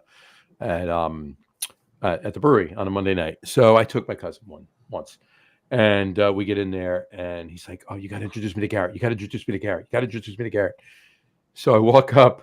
There's Garrett. He's like, "Hey, how's it going? Hey, Garrett, how's it going? Garrett, I want to introduce you to my cousin. This is Adam. Adam, this is Garrett. Garrett, I'm sorry." And I just 3 hours later. But we completely derailed Ron's story. We were talking about CBC. So yeah, talk about CBC. Garrett meeting. Oh Garrett, no, I mean just meeting Garrett was just like top of the chain. Like for people you want to meet that run stuff. I mean, he's one of the ones up there, like as an icon. Right. Yeah. And then I met the team from like New Holland, and then it was like, how much Dragon's Milk I drink in my life. How much so I was talking to them, and then I meet like the people from Bell's, and I'm like, how many Bell's beers so I'm meeting all these different people that are like on my list and stuff, and I'm just like, I could wrap up a career by the time I get back home from this conference and be done with it all. I've done everything. If you leave the conference, yeah. But it was a great experience. I told people I plan to go next year. Next year is in Philly. So yes, it's really close to you guys. So I'll be there the whole time. So okay, I'm trying to figure out how to go. You'll go. Don't worry. We'll go. Yeah, I've got to get going. I actually I opened my 3rd beer, and John, I got to say I'm surprised. Because John and I talked about this beer earlier today. I went back to Origin Beer Project, one of their beers out of Providence, and this one is called You All Know. And this is a West Coast. Not you ought to know. You all know. You all know. You all know. West Coast Rye India Pale Ale. So I'm figuring, and I told John this, I'm figuring maybe we're going to get like a Racer 6 out of this. Right? Remember that? Yeah. Remember that beer, Rod? Yeah. And if you remember, when you drank that beer... Racer 5. Racer 5. I added one to it. It's I knew what he meant, though. It was like the Speed Racer. Racer 5. Yeah. It was like me earlier. Steve Scott. You know what I'm talking about. Yeah, that exactly. I figured it was going to be like a Racer 5. And a Racer 5, if you remember, you couldn't tell there was any rye in it because it was so aggressively hopped that you couldn't taste anything for weeks when you're done with it. Mm-hmm. They have shown some beautiful restraint in this beer. Yes, are there West Coast hops in this? There's absolutely West Coast hops in this. There are there's the pine, there's the pith, but I can taste the rye. I like some good rye. Look at the color of this. Yeah, it's definitely that is that rye color. Feel. Yeah. This is fantastic. I really appreciate the restraint on the hops to let the rye come through and balance the hops and the rye together. That is nice. When you get the hops bitterness bite and that rye bite working together. This is the way it should be done. No offense to Bear Republic, because Racer 5 was Racer 5 was a great beer. That was the Training Wheels Are Off beer. Because they're one of the earlies, they're one of the OGs, and once you got to Racer 5, you had to take the training wheels off. You did, but this is This is that's fantastic. I really, really enjoy this. God, I wish I bought more of these. That's how it always is, right? I pulled John with his Tavor orders. I get one. That's it. I do. And that's like, the game. And even the restraint on the hops is so much so that even that little fruitiness that Rye can throw is there. Yeah, that's lovely. Yeah. I'm impressed. I'm impressed what they did with this. Very nice. I really hope it wasn't by accident.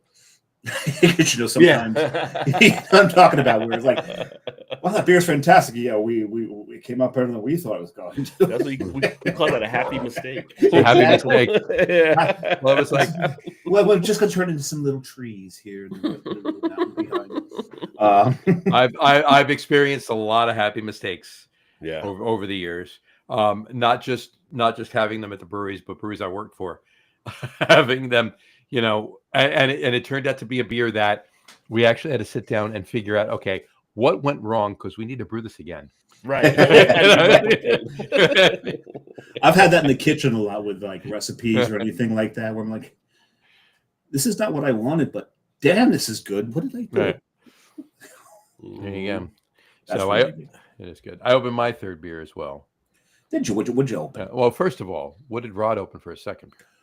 Oh, that's right. We don't know what his second beer is. My second one I actually opened was another one from Firestone as part of the pack. It's the Firestone IPA. Oh, So classic Firestone IPA. Yeah. So very nice. Nice, easy drinking IPA for sure. Very nice. Gotta love it. Well, since Rod is drinking a beer from California, and since Dave is drinking a beer from Rhode Island that was inspired by a beer from California. Yeah. Where are you going with this? He likes to make these connections and webs. Yeah. All this intrigue. If you didn't talk, I would have told you then where I was going. But I'm actually helping you build this up. This is true. Thank you. I appreciate it. I am drinking a beer from California, and it is one of my favorite beers from the state of California.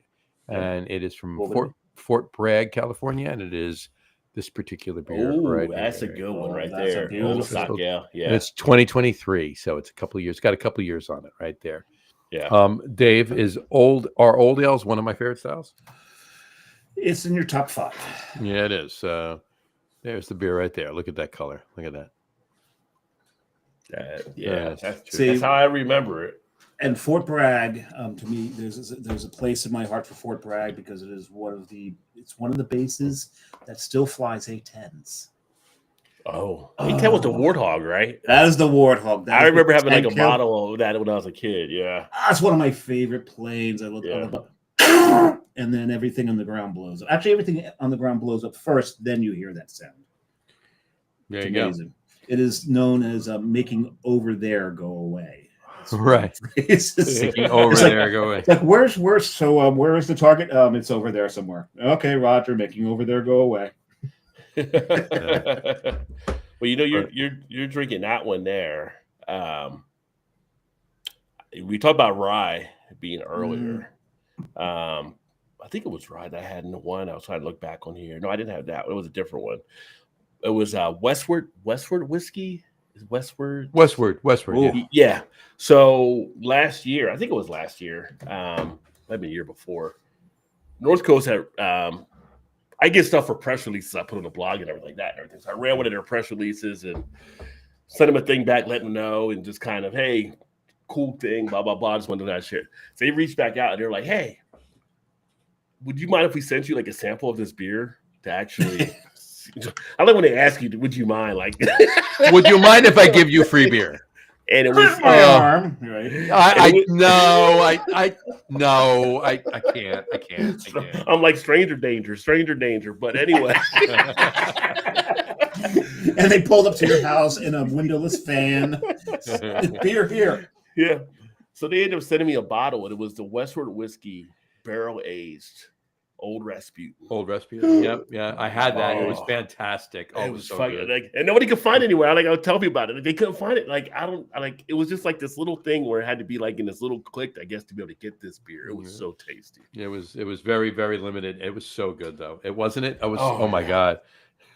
So smooth. It's like I was at one of the beer fests one time, and we had Deschutes was out here with us in Cincinnati, and one of the wholesalers was like, "Hey, viewers are going to go back here and crack open this Black Butte like 20 set like special thing. Oh yeah, like you want to join us for it?" I'm like, I could. Yeah, I could drink just regular Black Butte porter, regular run of the mill Black Butte. So I could drink solid. that every day. I could drink that every day. When you get to the special variants and stuff they're doing, oh my God, it just blows your mind on the stuff.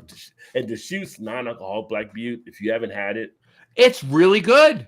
It's oh my God, it's really really good. I need non-alcoholic. Yeah. I need to do a blind comparison. It's that good that it matches up against the regular Black Butte. I mean, the best non-alcoholic beer I've had. If you taste them, Dave, if you taste them side by side, you'll notice.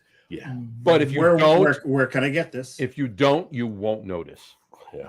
I mean, we get it at our really retailers good. And stuff here. You might be able to get them in your stores there now. I'll get it for you. We've got to check. Yeah. We've got to see because my cardiologist said I should stop drinking. Him and I laughed for a little bit. And That's how. Yeah. Came up with a better plan. He knows. Can you guys get beer like from Amazon in New Jersey? No. Like in order? Oh, you can't. Oh, wow. Okay. We can. They have lightened up some of the restrictions where we can actually get in, like for instance, like this right here. Malort. We can Malort. Okay. We can, I mean, just as an example, we can actually order Malort from. Oh, you're like, get that shit to anybody that wants. Anybody asks for it, just get it. Yeah, they don't care. Yeah, just get it. But no, there's a lot of. Because New Jersey's going. Yeah, if you're crazy enough to order that shit, we're not going to stop you because you're going to be at our door. You can any breweries or distilleries that want to ship more so distilleries that want to ship into Jersey, they can. Now they have to, obviously there's some regulations and they have to file a permit and it has to be the signature required because New Jersey just needs the paperwork. Oh yeah, that's the paperwork. Just paperwork. That's the it. The green paperwork. Longer. Those of you that are listening to audio podcasts, you can figure what I'm doing right here. Just looking around like Paulie on Goodfellas, like, what am I supposed to do with this? What am I supposed to do? I know nothing about the restaurant business. No, it's kind of. It didn't take him too long to screw the whole place up and get rid of it. That's one of the cool things about coming back. Like literally, you go to Amazon, like you're ordering anything else, and it's like, I don't feel like going anywhere. I can go ahead and order 12-pack of beer, whatever, craft beer, regular beer, whatever. Right. And they're like, we'll have it to you within an hour. And they just like bring it to the house, and the prices aren't even that much more higher than going to the store. Wow, and it's kind of like I don't know how they're responsible for IDing the people when they show up, but and like every DoorDash order we do here on the back end of DoorDash, it's always like, would you like alcohol with your order? Because they'll double dash. They'll stop and get alcohol on the way to your house too. If you no, they do that. No, you can DoorDash alcohol in Jersey. You can do that. I remember during during COVID, almost every when I was in Rhode Island, there were places that if they served alcohol and they had it in cans. And you place an order, you could place an order. There was a cheesesteak place called Tilly's. You can get your cheesesteak and a tilted barn. Yeah, COVID was responsible for a lot of liver failure. Yes, some loosening of liquor regulations. That's for sure. But in any event, on that note, DoorDash is Jersey. You can DoorDash. You can DoorDash liquor. But I could tell you some stories too, but we'll do that another day. In any event, we'll work on that for you. I'm gonna strangle Doug. All right, so let's throw up. We got a backlog of comments. We do have a backlog. We don't need to. I don't think we need to go through all of them, but some of them. Well, let's just. Oh my God, we have a lot. Okay, that's what I said. Let's go backwards. Let's go backwards. Yeah, we're gonna be here till midnight if we go through I know. everything we got here. Doug's last comment was the non-alcoholic category has exploded. CBD and cannabis-infused beers are really getting popular. Dave, Johnny, interested in cannabis beers? You need a contact. Hey, Doug.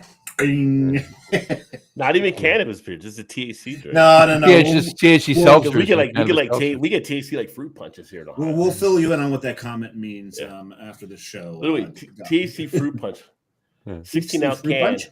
50 milligrams in a 16-ounce can. I hear you can get a rehydrating liquid now that'll get you drunk. All right, so on that note, THC. what was that they put the seltzer in, the hard seltzer in? What was that screw up? I forget what that was. Oh, that was Mountain Dew. Well, no, not Mountain Dew. It was Celsius. Celsius, yes. Had the vodka. Celsius had it was the Celsius cans, but they sent them to High Noon. That's right, it was High Noon. And the High Noons were putting them in. But here's the thing, like if High Noon was putting them in the Celsius cans, they were sending them out as High Noons, even though it was in the Celsius can. So it wasn't getting into like, because everybody was saying, I thought it was what are these kids are buying the Celsius? Yeah, but it was still part. It was flavor. Still at High Noon, right? Okay. So like it was going out as High Noon. It's still a funny story. My point, no, it's a hysterical story. But everybody was saying, well, what if these Celsius cans get into the hands of kids? Well, I mean, yeah, I guess they could, but the kids weren't going to buy them in stores of Celsius because they were getting packaged and going out. I got news for you. Things packaged as High Noons into the hands of kids. Of course. Well, we consider kids because they're the 20-somethings are drinking that. They're kids, yeah, exactly. But the kids, right, exactly. Yes. Do we need a contact? We'll. No, we don't. We don't need the contact. As a matter of fact, you got roped into it because you were on our friend list. Exactly. And he also said he said met Garrett in DC at Brickskeller. So knowledgeable and a total gentleman. Yeah, absolutely. Garrett's a great guy. Class act. Absolutely. And he's also said love Cincinnati. His nephew goes to Xavier. His brother, Miami of Ohio, great city. Need to get back as well. So yeah, both good basketball schools. Let me know, Doug, when you come back. Xavier is about 15 minutes from you. There you go. And Vanessa said, "I like rye." Yeah. There you go. I just love that comment. That's because Dave, do I like rye? Yeah. Hold on. No, not at all. Oh, Dave, do I like rye? John, I didn't tell you about this particular recent purchase. Rod, you're only about an hour and a half away from Michter's, so there you go. Oh, Silk City rye. Six Silly. I like that better. This is their straight rye whiskey. But what they've done, rye will make you sick or silly. But this is the one they've aged this one 6 years in American oak. So, and it's finished in vermouth casks, Rosso vermouth casks. Yeah. I'll tell you one thing. This makes a shitty mixer. Right. It is. This is a sipper. It's a drinker. I've tried it in. I've tried it in Boulevard EA, and it just doesn't work. All right. Now, mind you, this is not. Hold on, 1 second. I need to get this. Hold on 1 second. Okay. This is Michter's straight rye. Yeah. Okay. And that's Michter's gay rye? This is Michter's. I knew you were going there. There's no rainbow on that bottle. This is Michter's barrel strength rye. And I'd still drink the hell out of that because it's Michter's rye. But my point is, I'm not putting either of these in a cocktail. All right. Why not? But the thing is, they would work in a cocktail. I have tried putting this in a cocktail. It doesn't work in a cocktail. It just overtakes any cocktail you try to put this into. No, I'm just saying. No, I hear what you're saying. But my point is, I wouldn't put either of those in it. Rod's coming back with a beer or something. But seriously, I would really absolutely 100% support if Richter's did a rainbow rye. Richters? Michter's. I'm sorry. Richters. Andy Richters? Andy Richter. But if they did rainbow rye, I would absolutely support that. that's all Sphincter Richter for some reason. I don't know why. Would you drink a Sphincter's rye? There's so many jokes in there. That is a shitty bourbon. I'm gonna tell you right now. I gotta run anyway. Wow! Did that barrel have a bung? Yeah, my Oktoberfest bottle. I love that. That's right. That's Yes, awesome. that is. I like that a lot. That is a dirtle. That's just Yeah. No, I had to get my third beer, so I let it sit out for a bit here because you guys got me thinking about it. But it is a stout, so I wanted to. I was going to say, if you're sitting it, it's a stout. Yes. Yeah. I'm going to go put this rye back, because otherwise I'll open it. And I've got a 9:00 meeting for work tomorrow. Yeah, you don't want to do that. Yeah. So on that note, while he puts that really quick before you say what beer you opened, well, Vanessa just said bottoms up. LOL. And Brian Boak said, I got to put this up. Third beer, Manafirkin Tool Bag Pale Ale. Tool bag. Wow, you would think that Tom Mulvihill's on this show tonight. I know, right? Where these things are going. There you go. So, Rod, would you open? Well, he hasn't. I didn't open yet. I'm letting it warm up right now. Oh yeah, he's bringing it to drinking. I'm letting the tension build. All right, so yeah, let the tension build. We'll do it that way. All right, so I want let's jump back here for a second. We talked about we were talking about some classic styles, and we talked about Racer 5 and Bear Republic.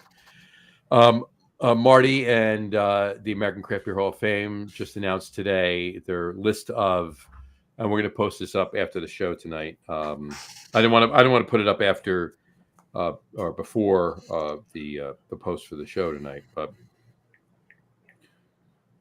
which we call it, just announced the list of the inaugural class, if you will, of landmark craft beers. Includes 5 foundational brews voted on by the Hall's distinguished group of electors and advisors. Okay. Interesting. All right. So the 5 inaugural for the beers, What's not people. Oh, it's interesting because I'm an elector for the people. I didn't hear anything about the beers, and I'm an advisor, and I didn't hear anything. I got to catch up with Marty. Like, what am I not on that list? I didn't get anything about the beers. You may have a different list for the beers. It was a close circle for that. But. Yeah, I guess. I have a feeling when you got an elector, you got an advisor, and you've got someone who actually is on the board. And from our conversation tonight, we may have some votes for Garrett for the second class. There you go. Well, we can work on that. We'll see. Second ballot Hall of Famer. He should be a first, but that's all right. It was tough. That first vote was very tough, though. So now here you go. So first of all, before I continue, tool bag pale ale that Brian had, Vanessa said hand tools are important. But so many ways. Boy! Why I jumped off of it right away. But anyway, Doug Smith said Pete's Wicked Ale should have made the top 5. We know Anchor Steam. Well, Sierra, I'm gonna tell you what they are right and now. Boston Lager, I think, should be on there. I'm gonna tell you what they are now. Dave has already read it, so he knows. No, I haven't. All right. No, I've not read it. Those. I don't know the other 2 are. Here are the first 5. They are Sierra Nevada Pale Ale, the beer that brought Cascade hops to national prominence and helped define the American Pale Ale style. All right. Number 2, Sam Adams Boston Lager, an icon that helped bring full-flavored beer to mainstream audiences in the 80s and put American craft beer on the global map until they changed the recipe 3 years ago. Right. They didn't change it as bad as New Belgium changed theirs. That's true. That is true. Which is basically scrapping the recipe. Number 3, Anchor Steam Beer. Yeah. The resurrection of a truly American beer style and one that helped define the image and concept of craft beer for decades to come. Number 4, Celis White. Okay. Right, with beer. A revival of a nearly extinct Belgian style that brought traditional wheat beer to American craft beer drinkers. Yeah. All right. And rounding out the top 5, Anchor Liberty Ale. An early pioneer that in the creation of the modern concept of the American IPA and an early standard bearer for what would become the country's most important style of beer. And let me also add, that wasn't put on there because I didn't write that part. I didn't write any of that, but I didn't add any. I wasn't asked to write any of that. You let the beer writer write that one? So yeah, of course. the country's most important style of beer. The original Liberty Ale, all right, was what would become, like, if memory serves, and I could be wrong here, and I don't think I am. know where you're going, and I think you're correct. If memory serves, the original Liberty Ale was a fresh hopped beer, And it became. and Ken Grossman got together with Fritz, and it became Celebration for Sierra And Nevada. I think you're correct. Okay. There you go. But in any event, there you go. Those are, so that being the case. But my point in bringing all this up is we've talked about this ad nauseum on this show so far. And in fact, two weeks ago, we had Pete Colucci on the show. And it was the whole show was talked about legacy beers and landmark beers and legacy brands. And a lot of them are falling by the wayside, and there are still a lot around, and it's important to remember. This is my statement, right? This is what I've been saying. It's important for us to remember where we came from, what got us here. All right, because a lot of these brands, a lot of these beers, they're not being purchased. They're being purchased by people like us, right?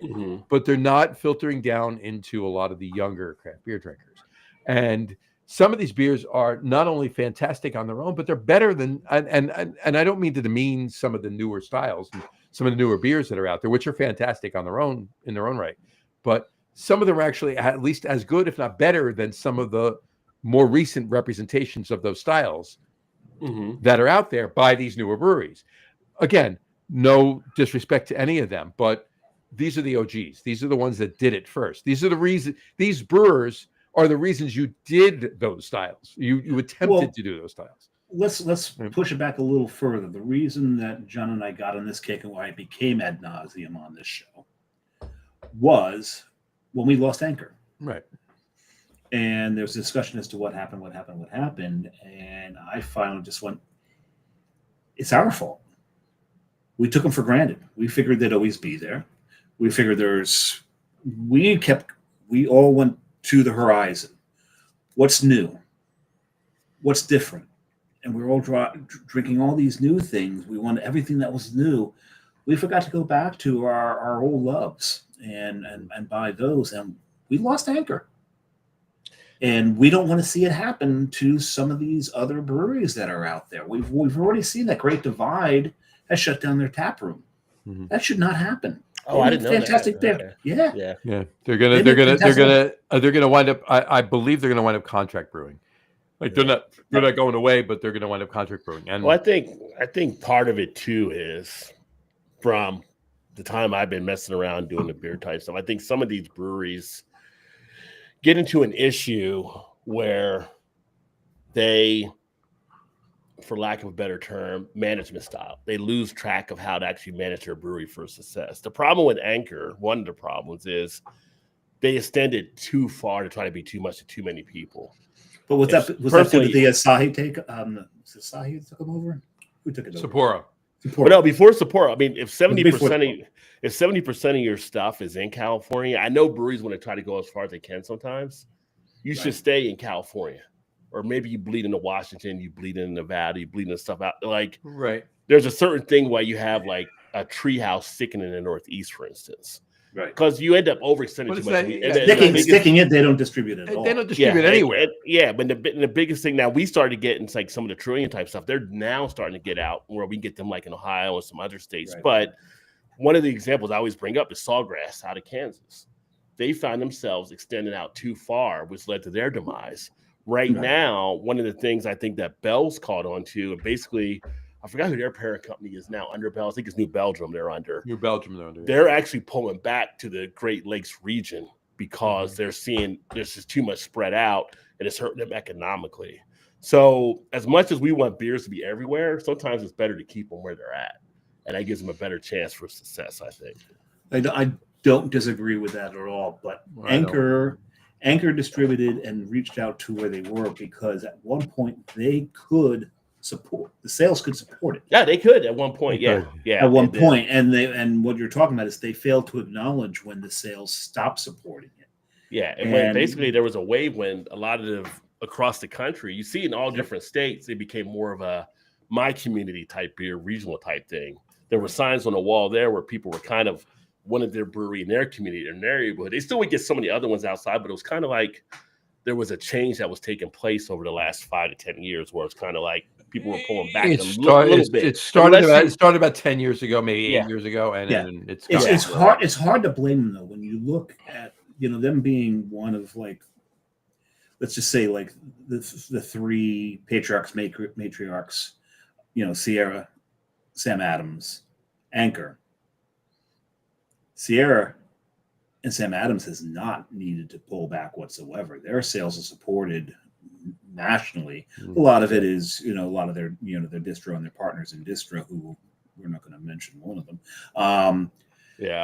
But they're supporting. So Anchor, you can't blame them thinking, hey, we can support this as well. The country can support this because they have.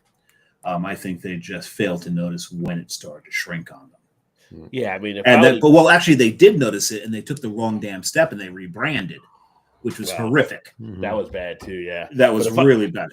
That wasn't a Fritz ownership thing. That was that's a Poro thing. Yeah, but if I already came to you like 5-6 years ago and said 5 or 6 years from now, Lagunitas is going to shut down and pull back everything, you'd be like, Lagunitas? Much as they do all, I mean, it's happening to a lot of. I'm going to tell you what it is. I'm going to tell you what it is right here. I'm going to tell you what it is.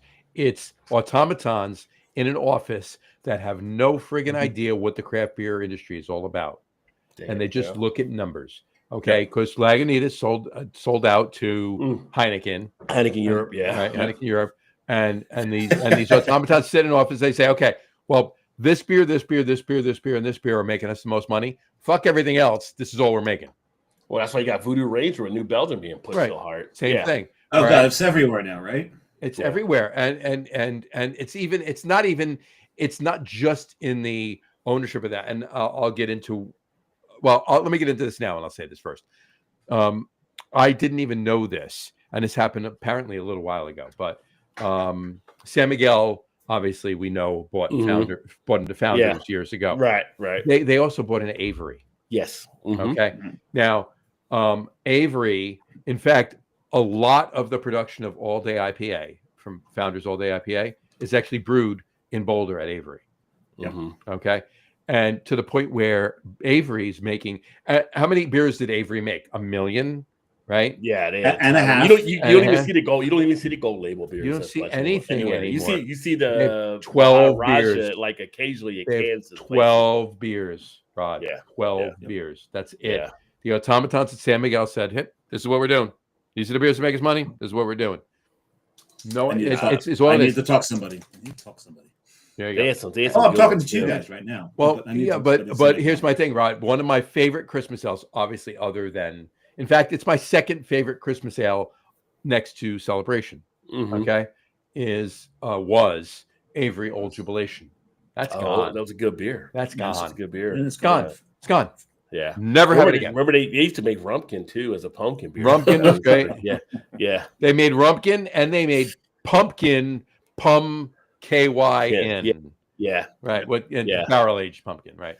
And they did the killer one too. And that the KY was for bourbon, folks. Don't get a sick mind. Okay. Yeah. Although it was smooth.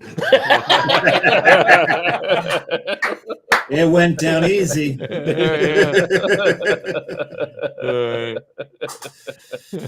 But that's my point. It's all about the dollars. It's all about the numbers. It's where some of the craft, some of the older landmark beers, legacy brands, it's where they went because some of these bigger industry folk bought them or bought into them and control some of what they brew and control and control a lot of what it is. And that's the problem. That's what we're seeing. So a lot of these brands that we loved for so long that were fantastic, they're gone. They're going away. So before the rest of them go away, let's remember them. Let's buy them. Let's work on them. And Rod, we are asking something of everyone that views and listens. And we would love if you jumped on board and did this on your show as well. We're asking them once a month, buy a 4-pack or a 6-pack of a legacy brand. Just once a month. And if everyone that did it, that listens to us and listens to you, we could save these breweries. Yeah. And keep them solvent, keep them going. Let them know that, hey, we still appreciate you. We still appreciate your beers. Is take one of the days and make it Legacy Day and run a video that day on the Legacy brand here and join that month. That is a fantastic fucking idea. And as everyone not knows, 1 day a year, 1 day a month. 1 day a month. 1 day a month, right? 1 day a month you're going to do. 1 day a month. We got to figure this out. And because as everyone knows, I am the calendar guy as far as all these silly calendar whore. I'll own that of all these special holidays and observances. Right. But John mentioned Avery, right? So I didn't maybe pull up my thing here. Bonbon Cerise, Ale to the Chief, Dugana IPA, Old Jubilation, Little Capolo, the Czar, Uncle Jacob Stout, Uncle Jacob's was fantastic. The Real Peel IPA, Uncle Oak Aged Ale, Vanilla Bean Stout, Pumpkin, Hazy-ish IPA, the Kaiser Imperial Oktoberfest, the Pompeii, the 22 Raja, the Nutty's Professor, Hog Heaven, White Rascal, Apricot Sour, the Killer Service. That's the one I had the tequila. It was really good. 21 Avery IPA, Karma, and that's just the ones I actually had. Right, so considering so many others that were out there. Oh, one of my favorites ever was Samael. Yeah, Samael. Holy God! I'm looking at mine now. Orgasmic. That was great. I'm looking at mine now. White Rascal, Maharaja, Lilikoi Capolo. Yeah, yep. Okay, right. So this is Avery IPA. Ellie's Brown Ale is a fantastic brown ale. Ellie's Brown Ale. Yeah, that's one they're still making. You see this right here? Yeah. That is me taking my first sip of an oak aged Samael. Oh shit! I thought it was Joe Biden's son doing something. I think I'd be mad if that wasn't fucking funny. He's like, "Oh, I dropped my Coke outside. Where the fuck is my laptop?" I couldn't resist, folks. I couldn't. No, it was good. That was good. That was good. Low hanging fruit. There you go. So, Elgoza, Vanilla Bean Stout, Raspberry Sour, the Reverend, Raja. The Reverend. See, I didn't know my beers is. Oh, you're saying I'm like, oh yeah, I did have that. Tweak, Tweak, Old Jubilation, Hog Heaven, Uncle Jacob Stout, Rumpkin, Out of Bounds Stout, the Real Peel IPA. A bunch of these I had out at Avery too, but Pumpkin with the KY in there.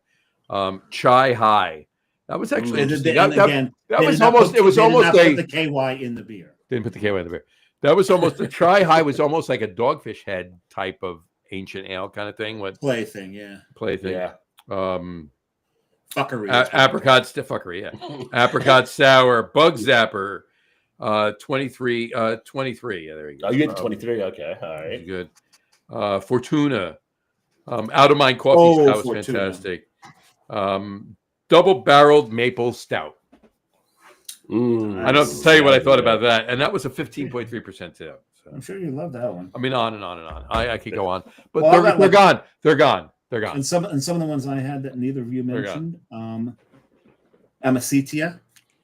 Okay. Series 7. I think someone mentioned ginger sour. Did someone mention ginger sour? The coconut porter. The tangerine quad.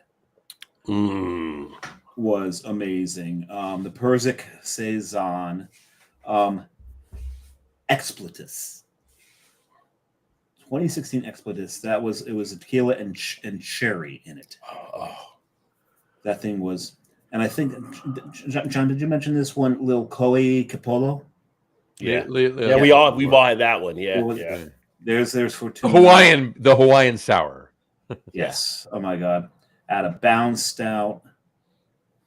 So many great stuff. Jesus, 20. I had 21. That's and just a straight up IPA. Yeah. A Dugana IPA, which was weird. Everything's in small cases except for the final A was in uppercase. That's what's gonna be in your ass when you drink it. Yeah. 20, and then guys all mentioned Maharaja, and Maharaja was one of those beers that once you drank it for about a week, you didn't taste another damn thing.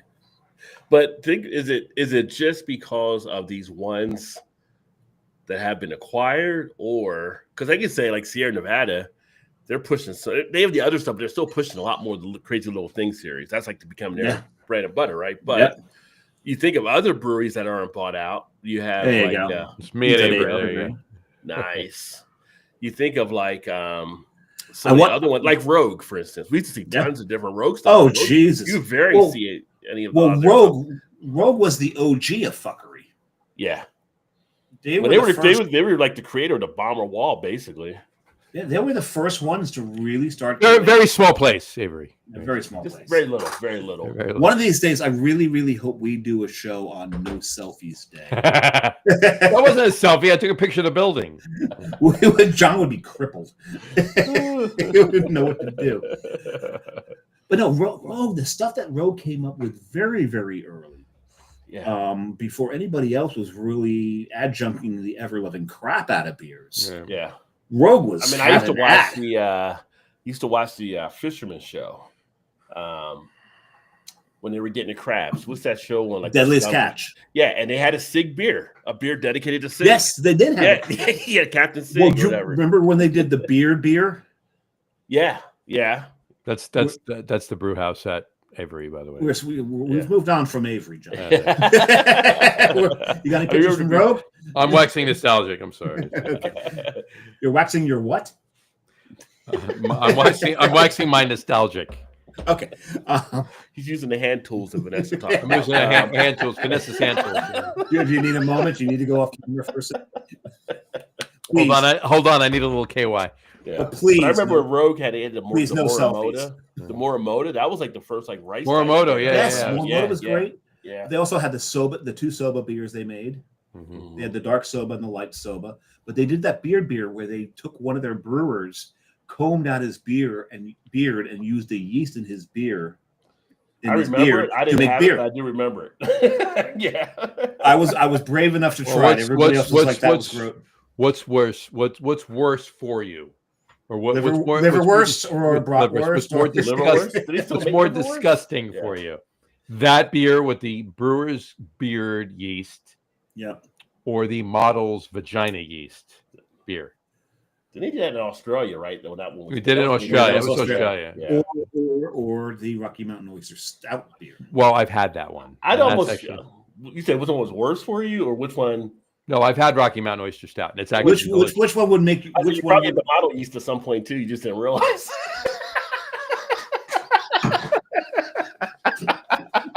Oh no! I realized it. You guys are just setting them up tonight. I tell you, there are too many stories. Boom! Throwing up beach balls there for Rod. It's right there, folks. It's right there. And I love it that now he's spreading it out. It's not just That's like softball when it's coming in. I'm about to slam this one. He's just right there. Yeah. Speaking of the model.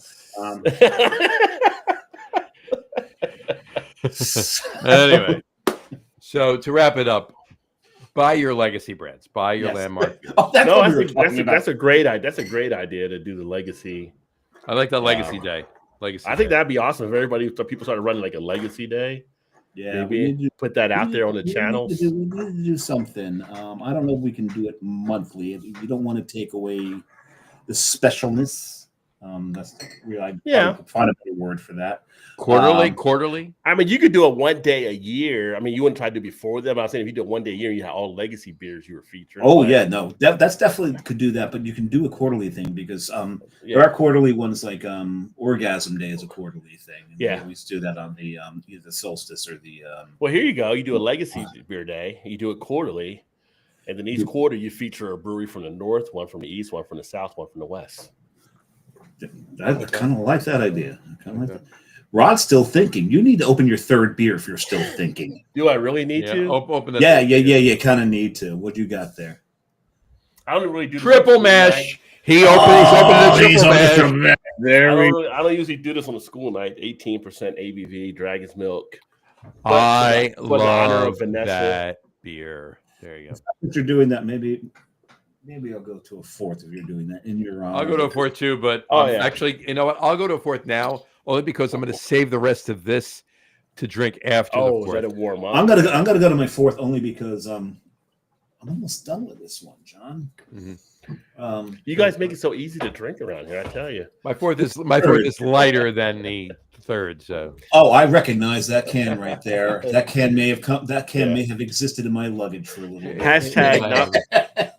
Hashtag not proper glassware, because you're supposed to put it into a snifter glass, but I'm going ahead with the pint glass. But kids at home, I'm a professional. Don't try this for yourself. He is a professional. We'll give you that. Yeah. Please. It took me like forever to find this beer too. Like one of my places finally got it in. Like when I got it, it was like nobody can get the triple mass. It's one of those ones from Dragon. I've never had that one. I have not had that one. I'll tell you a funny story about that in a minute. But go ahead. But while John's doing his thing, I'm going to open some Dead Flowers. This is foam. Okay. In honor of. Well, we mentioned foam brewing earlier. Yeah. From John's, because they're going to be at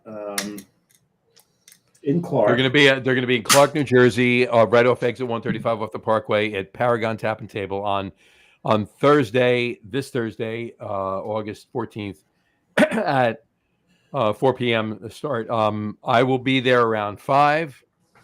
Al will be there around 4. 4. I thought he may be there earlier than 4.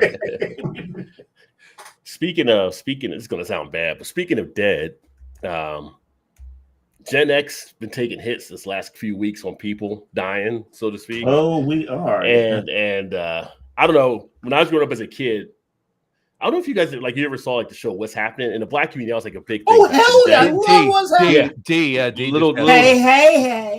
Little D died today. Yeah.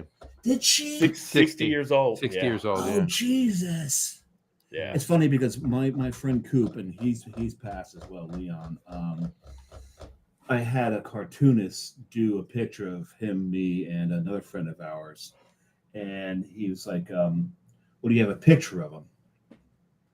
I'm like, all you got to do is picture Raj from What's Happening and just make his head a little bigger. That's all at the top. And it's funny because my friend Coop, I always called him Raj. Mm. And he's like, I don't look like Raj. I'm like, you fucking look like Raj. So when I showed him this cartoon that was done, he's like, oh my God, that looks just like me. I said, yeah. He goes, did you give him a picture? And and even the cartoonist, he knew the cartoonist, said, no, he just told me to picture Raj with a bigger portion of the What's top. Happening? He had a big. And he's like, God damn it, I look like Raj. I love that show. Remember when the Doobie Brothers was on? Doobie Brothers. I remember Doobie Brothers. Which Doobie Ubi? Yeah, Doobie Ubi. Oh my God! And then when what's his name would when Rerun would start to dance. Yeah, Rerun do the dance. Oh yeah. Dwayne was never the brightest kid in the room. Dwayne didn't have 2 brain cells. What was Rerun's name? I don't remember. Not the actor, the actual name. Rerun was a nickname. What was his name? Fred Barry? Freddie Stubbs. Freddie Stubbs. Well, who's Fred? That's Freddie Barry. No, that was his real name. Oh, okay. That was his real name. Okay. Okay, so no, I gotta say bye, DD. Yeah, D was the quick comebacks they wrote for that character were always good. Oh my God, the sarcastic comebacks was great. Yeah. She was the consummate annoying little sister. Yeah, God love her. She was, and do you remember? No offense to my little sister. Do you remember? And there was actually a spin-off of What's Happening. Yes, it was What's Happening now. Yeah, I remember. And Raj got married. It was Raj. And got married. Rose was it Rose? Who's Shirley? Shirley was on the show. Yeah, she was in it. But Raj, his wife in the show, the only other thing I saw her in, other than What's Happening now. In the Heat of the Night. No, you're right. You know, it's 2 things. You're right. I forgot that. She was in the Heat of the Night, but she was in the movie. She was in that movie with Sidney Poitier. Nice. No, she was in the movie with No, she was on a TV show in the heat of the night. In the Heat of the Night, not what's the TV show, not the movie. Yeah, yeah. She was in that movie, Strictly Business. That Strictly Tommy Davidson was in. Never saw I remember that. So I'm still trying to figure out with this beer, Dead Flowers. I don't know what's throwing it, but I get sesame out of this beer. It could have been. It could have been the salmon sesame, roll. but Salmon roll you have with the sesame oil. on it. Salmon roll. maybe that was it. Sesame, who sesame? I'm gonna use that. I like that. I'm gonna run to the No, restroom. that's I'll be right back. You got it. That's upsetting to hear that Dee Dee died. Just saw it before the show. I didn't see the. Up, yeah, I don't spend as she much passed away time earlier today. I don't spend as much time on Facebook as Rod's not wrong. I mean, to. yeah, Gen X has been taking a bunch of hits with some celebs lately, and yeah, it sucks. I don't know. Craziness. well. But Not to bring down the show, but you said it before I was pouring my beer to D. Yeah, to D. To D. It's maybe not our generation, but people that. Oh wow! Oh wow! Hold on. That is nice. What is nice, John? My beer, but I'm waiting till Rod gets back to talk about it. So I know what the beer is because I saw Thank the you. can. You're welcome. And Thank you. We'll get into that a little bit more, but yeah, we've more and more of these passings are going to happen as we get older. oh, of course. I mean, But the one thing I got to say is we started watching the second season of Wednesday. And in the first season of Wednesday, Morticia Addams is played by Catherine Zeta-Jones. And in the first season, she was beefier than I'd ever seen her. Not to judge or anything. But man, between the two seasons, she dropped like 30 pounds. oh well. And she's looking like Catherine Zeta-Jones again. There you go. That you remember from what was that art heist one? Yeah, the movie with Sean Connery. Yeah, well, I can't remember what that one was, but Sean Connery. Sean Connery. Morning penny. So that was the best thing about Celebrity Jeopardy was Dana Carvey doing. It was Dana Carvey, right? No, not Dana Carvey. That was no, that's right. Oh, what was his name? Yeah. Was it Daryl? Not Daryl Hammond. Daryl Hammond. Yeah, it was Daryl Hammond. That did him. It was Daryl Hammond.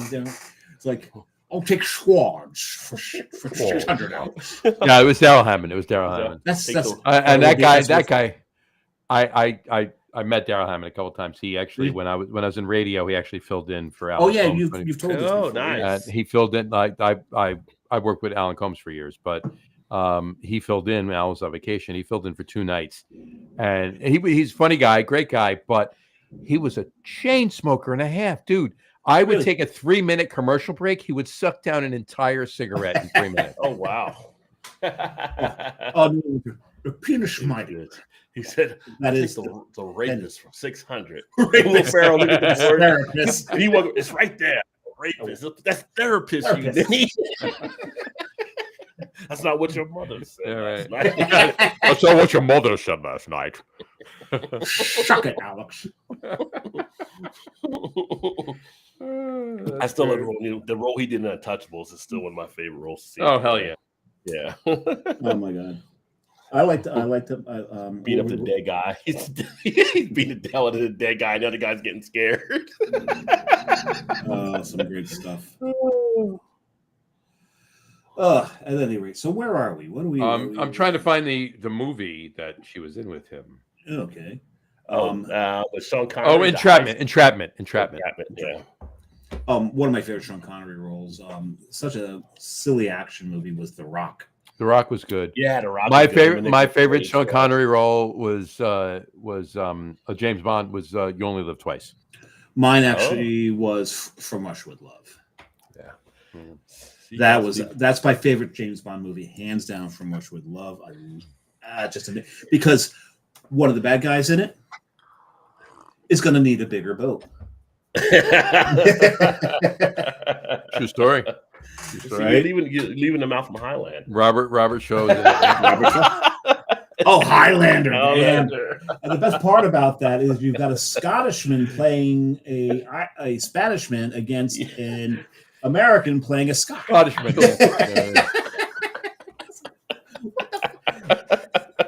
And the best thing about Sean Connery playing that Spaniard role was the accent that he did for the Spaniard was described as Sean Connery.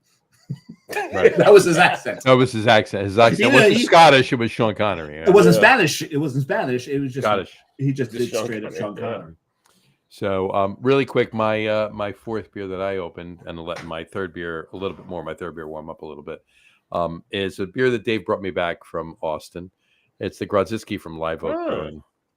And this thing, when I post this later on This Week in Route Beer, I'm giving this a 3.2. Does that sound about right? That sounds about right. Well, Grodziskys are pretty low. So we do the BSUs, Bamberg Smoke Units. We introduce like IBUs. It's BSUs. It's BSUs, and so it's a scale of 0 to 5. Well, 1 to 5 actually, technically. Where 0 to 1 is absolutely no smoke presence whatsoever. But there shouldn't be. Right, if you're drinking a Budweiser, you're in that 0 to 1 there because there's this is for all beer. Like if you're drinking a Czech Pilsner, if you're drinking Pilsner or Kel, it's got a 0 on the BSU. Well, that should be a 0. Yeah, it should be a 0, right? Now a 2 means you've got some smoke presence, but there really shouldn't. There's no smoke malts in it whatsoever. But something else is throwing some sort of smoky flavor to it. Well, it's between 1 and 2. 2, you start getting into Wednesday. So then, be above 2, and then when you get to 3, is now you've got smoke malts, and you're actually starting to take smoke, but it's low. These are your entry level training wheels Rauch beers. Okay. 4, once you get to 4, now you're starting to get to what you want in a smoke beer. Now you're starting to taste. You got the bacon. You got the This is when they're starting to get meaty. Yeah. And by the time you get to 5, you're talking, oh my God, I'm sucking on a burnt down house. I can't drink this. It's entirely undrinkable. That's the 5. So that's the BS. So where do you usually put St. Carla? Like 4.5 or so. Well, which Schlenker? Well, it depends on which one you have. Right, true, but a lot of them do have the smoke coming through. Well, they're 4+. They're 4+. All are 4+. Like the Meritzen. It's funny because you take the Meritzen in bottles here, and you're probably looking about a 4.6. Okay. And yes, prepare yourself for a flex here. But when you're drinking it off cask in Bamberg at the brewery, it's actually only about a 4.2 or 4.3. The smoke, the smoke is not as pronounced when you're drinking it off cask there. Maybe it has something to do with the Bamberg onion that you're eating at the same time. But no, it's not as pronounced. I think the smoke kind of builds, in the bottle a little bit. Well, have you ever had the Evil Twin Ashtray Heart? Because I feel like that would be close to a 5 on your scale. That would be kind of close up there. The Ashtray Heart. Ashtray Heart. That's imagine it would be. You open the bottle, you lift the cap off the bottle, a little smoke comes out of it. I think the brewer left part of his cigarette in here. What the hell? As long as it doesn't taste like an ashtray. As long as the smoke bottle, but it's heavily smoked. No, it doesn't taste as much as the ashtray, but you could definitely. But the bottle starts to cough, and you take it to the doctor, and it's diagnosed with emphysema. Yeah. When you buy the bottle in a store and it has an oxygen tank attached to it. No, it's got the surgeon. You buy the bottle at the store, it's got the Surgeon General's warning label on. Well, yeah, what was the one that we always see when you were a kid? American Lung Association. They always had those commercials when we were kids growing up. You see their sticker on the side of the bottle. Yep. There you go. You see that? You're probably talking about a 5. Smokey the Bear's like, you don't want that. Yeah. Only you can prevent drinking Grodzisky's. Actually, today, funny you bring that up. Today, I actually saw a picture of the actual Smokey the Bear. Really? The little bear cub that was rescued from a forest fire. that Okay. that became the Ah. the face, so to speak, of Well, it's funny. I can't play it now because my voice mod wasn't working, so you guys couldn't hear it. But on my show, I did a voice. One of the sound effects I have is actually an old Smokey the Bear commercial Does it? from back in the 70s. Perfect Gen X commercial because it's just a woman speaking, and she's just like coming across as sultry as you can imagine. And then at the end of it, it's just Smokey laughing like, "If I told you it was me, would you believed it?" Like, it was just like, is Smokey the Bear getting ass on this commercial right now? Smokey the Bear had game. I'm telling you, He did. He did. I just realized on this can it says Nostrovia. Nostrovia. Nostrovia. It's like it's a Polish smoked wheat ale from Texas. Yes, it is. I had the pleasure of actually talking to the owner of the brewery longer than I actually really expected to, because I went over to speak to him and I figured it's going to be just a hi and all that. I don't want to bother him too much. I'm not one of those kind of guys. He wouldn't let me walk away. We just kept talking. He's got, and his thing is, he's got a standard poodle, and his standard poodle is his major domo. If there's something that's kind of off in the brewery, the standard poodle will come and get him and basically say, "There's something you need to deal with, boss." But he's easily distracted with food, like most dogs. So, Yeah. so you can get away with what you want as long as you've got like a burrito or two to feed the thing. Exactly. Well, it's funny that John has that one from Austin. There used to be a brewery I really enjoyed. Sadly, they went out of business years ago, but they reached out when I was early on in the channel. Adelbert's Brewery. They were the first brewery I had a beer from that did a gin barrel beer. Oh, it was phenomenal. It was a gin. They were Belgian. They were like a Belgian. John, do you need a moment? Yeah, I didn't need a moment. Adelbert's Brewery used to be out of Austin. Adelbert's Brewing in Austin. They did all like Belgian style ales. They did a gin barrel Belgian style. It was just. Well, John mentioned Celis earlier. Celis is in Austin, and when I was out in Austin, I did go to Celis. I kind of almost, when I finally learned the story of what happened to Celis and the brand and how the Celis's daughter was kind of robbed of the brand, I'm kind of upset that I went to the right now. Yeah.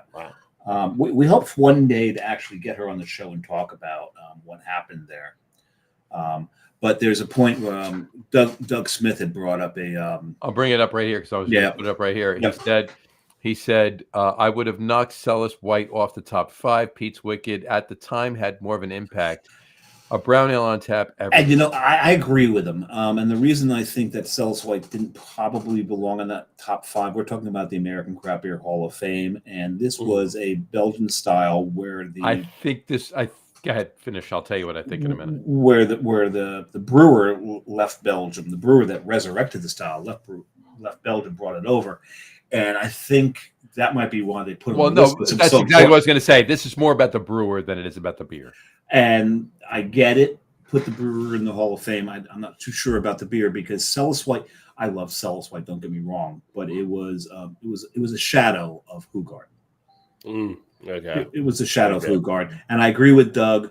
I think Pete's Wicked belonged on there more so than Celis White did. Yeah. Well, look, there'll be more of these. This isn't the only thing. Yeah. No, I get it, but I think as far as the induction class, because if you think about Pete's Wicked when it came out, we talked about the time where. No, we're not talking about Pete's Strawberry Blonde either. We're talking about Pete's Wicked, the brown ale. The brown ale. So we were talking about that time where you had Anchor out, you had Sam Adams out, you had Sierra out, and we were starting to thirst for more. Yeah. And really, a lot of what we had was really just the imports. And then Pete's hit. We had another American beer to turn to. So I agree 100% with Doug that Pete's really belonged on there because it was something that very nice. Especially since it's against the Braves. Right. No offense to Ardovsky. He's a Red Sox fan. He's a Red Sox fan. He doesn't give a shit. Yeah. He lives in Atlanta, but he's a Red Sox fan. But at any rate, but I agree with him 100%. I think that had more of an impact. I think that was more important to our generation of drinkers in the craft beer world, because I was turning. Most of us were turning to the imports because we didn't have anything else to explore. We had more. Yeah, we. I mean, what did we have? We had Sam Adams. We had Sierra Nevada by then. We had Anchor. We had Harpoon. We had Pete's Wicked. But then it became, those of us were lucky enough to have Catamount. We had some Catamount. But it became regional. To your point, it was Catamount. We had Stouts, right? Stouts out to Pennsylvania, and it depends where you were in the country as to what you could get your hands on. But yeah, I mean, you're not wrong. You're not wrong. And then Doug's not wrong at all. Yeah. Well, the one thing I never really actually got Pete's Wicked, but in studying brown ale, I asked this question. Wait, in Jersey though, when you were in Jersey, you never got. We never drank it. I mean, I left Jersey in '87 to go to college, and I was West Virginia and then out to Ohio, so I didn't really see it as much. I mean, yeah, I think it maybe hit 88, 89 around here, so it's very possible you left before late '80s. Yeah, it was late 80s. But Pete's was a brown ale, right? Yes, it was. So a lot of the stuff when you study things around brown ale, a lot of times people credit Newcastle as being that brown ale that really kicked off the whole brown ale thing in the States. You guys agree with that or not? And the other thing I was going to say, it's not. Talking about Anchor. Anchor. They also could have had Old Foghorn, which really did a lot with the barley wine. Oh yeah, I would drink Old Foghorn before I drink either of the other two. But Nookie Brown was brown mostly only in name and possibly keep in mind. It didn't keep in mind that it didn't have the body. It didn't. No, but keep in mind. It was light. Yeah. Yeah. Newcastle Brown was very thin, but keep in mind olive oil thin, like olive oil thin, 100%. Yeah. Keep in mind this. I will say right now there was more Newcastle Brown available in New Jersey than there was Pete's Wicked Ale, but there was Pete's Wicked Ale available, and I had plenty of it. But we're also talking to somebody that was from at the time Rhode Island. Mm-hmm. So there was clearly more Pete's Wicked Ale available there than there was Newcastle. Yes. So I understand what he's saying, and I agree with it. I do believe that those that actually moved forward into the craft realm, that enjoyed brown ales, liked Pete's Wicked better than Newcastle. Okay, clearly. Absolutely. But yeah, in New Jersey at the time there was more Newcastle available than Pete's Wicked. But the thing about Newcastle and I'm going to argue with you here a little, Rod. Sam Smith's Nut Brown Ale. Oh yeah, well, I mean, that's clearly a lot better. I mean, I'm not just saying better. Yes, Newcastle may have been more prevalent. It was, but those of us who were looking to the imports, who had some craft beer now, and we wanted something that was better than that, we looked at Newcastle. And went, no, this is mass market British. What else is there? And we saw the Sam Smiths, and Sam Smiths entered our life, and we were happier for I'll be honest with you. Anytime I went beer shopping back in the day, I can't say almost every time I went beer shopping back in the day, I would come home with Sam Smith's Nut Brown Ale and Tatty Porter. Porter's another good one. And not for nothing, their oatmeal stout was the benchmark for oatmeal stouts. Still is, as far as I'm concerned. Yeah, I think when you look at Newcastle, I don't think it's going to win a lot of people over. It's almost like it's not that it's the best; it's the one that just kind of opened the door. And if I put it in comparison, I would say it's almost like, although if I put it like with like a Jackie Robinson definitely had the skill set, but he wasn't the best black player to go into the major leagues at the time. But the most important, he was the one. He was the one the most that could accept everything that's going to be thrown his way. Right. Yeah. If you put Satchel Paige in there, you put Josh Gibson, there'll be fights breaking out, and be like, okay, Satchel didn't put up with shit. Yeah. So and then there was New Jersey's own Larry Doby too. So. Yeah, and it was kind of like that person that beer was just the one that opened the door. And then other brewers said we could do this better. It had more of a mass appeal. Absolutely. Exactly. Yeah. I'll give you that. Yeah. There you go. So, all right. I do want to, which was just. Doug did say he's on his fourth too. Yeah. Only your fourth, Doug. You lightweight. But he did say you could feature a legacy. Not lightweight. Normally, Doug out drinks us on every show. He does. But he says you could feature a legacy beer on each or every other show. I wouldn't mind doing it maybe every other. That'd be every like 2 third a month, though, right? So I could do every third show. Maybe we could feature one legacy bread. We tend to not very too far off of that. We'll probably Yeah, for the most part, those every always fifth be- show there's a legacy beer that shows up. at least. But yeah, I mean, on the last 2 weeks ago, we had nothing but legacy beers. Well, So- yeah, 'cause it was set up that way. right. That was the show. Oh, and I drank a Yeti on that show. You did. Fucking love that beer. Well, that's the other thing. You talk about Great Divide, then we'll get on to the top threes. But we talk about Great Divide. That's another one of my favorite beers. Hibernation Ale. Yeah. Hibernation Ale is fantastic. I haven't had that beer in years. I can't find it anywhere. And Great Divide's not in Jersey anymore. Nope. I've actually got a series on the Yeti beers that'll be upcoming soon that I'm going to be doing. What was your favorite Yeti, Rod? I haven't done them yet. I got them all ready to go. I got to record the videos for them. Yeah. I'm finally going to do them. I'll tell you my favorite, and let's see if you agree. I don't want to sway you anyway, but the Espresso Yeti was my favorite. Which one? Espresso. Espresso. Oh, Espresso? Okay. That was my favorite. And my number 2 was just straight up fucking Yeti. Yeah. That's just such a beautiful beer. Absolutely beautiful beer. It's sometimes the base beers are not like. Yep. We talk about like a few years ago. Like you had the Oscar Blues and you had their 1050. Oh, 1050. 1050 alone is strong, right? Did you really need a barrel aged 1050? Probably not, but everybody needs a barrel aged 1050. You got to get a barrel aged 1050. And Dave, I'm not going to say it. We won't go any further on this conversation, but remind me Saturday about barrel aged 1050. We'll do. There you go. Because Saturday is International Geocaching Day. Yeah. That's why John brings it up. Yeah, try to make that. You can't. You won't be able to.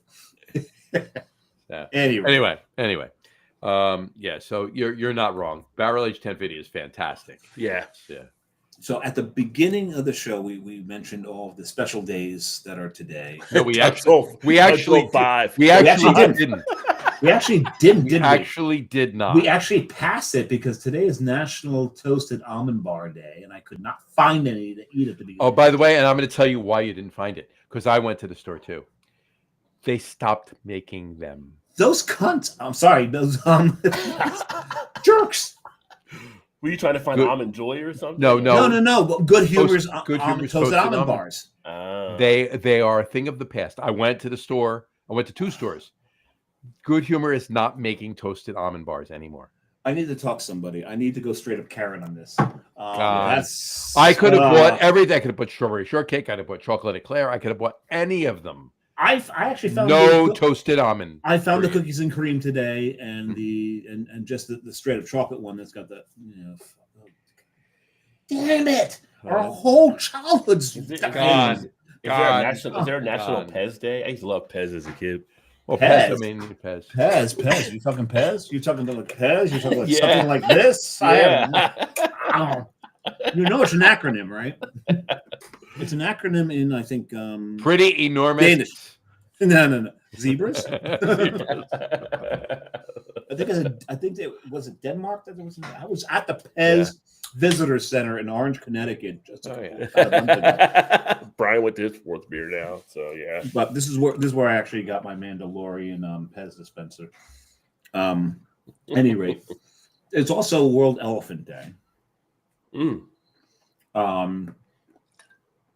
Which is interesting because I do have Carlsberg Elephant in the fridge. You do. I should have drank one. Yeah. Doug is on his 5th. Brian. There we go. Brian's on his 4th beer. Went to the kegerator blunderbore. There he is. Okay, all's right with the world. Okay. All's right with the world. And Doug, no more toasted almond heresy. I agree. Now, heresy. As long as there's not no more heresy, because that would be. Oh my God, I love heresy. Weyerbacher's Heresy is just one of my favorite friggin' beers. That's Old Heathen. That's their barrel aged imperial stout. Heresy is Old Heathen, barrel aged Old Heathen. Yeah, and you can age that up to about 3.5 years. At 3 years, it is friggin' perfect. That beer. Anyway, so go ahead. So, but we're going to honor, and I forget exactly how it's phrased. It's right up here on here. It is. No, not National Sewing Machine Day. It's not that. Oh, National Vinyl Record Day. Yes. That's what we're going. Yes, we were going National Vinyl Record Day. And awkward silence. So that brings us. Silence. I put Skittles in my mouth, but you did that piss. There we go. So it's National, what we call it, National Vinyl Record Day. And normally John introduces the top three, so I'm expecting him to speak after that, but he seems a bit distracted right now. No, I'm going to put it up right there. Okay, there we go. So our top three list tonight is top three favorite vinyl albums.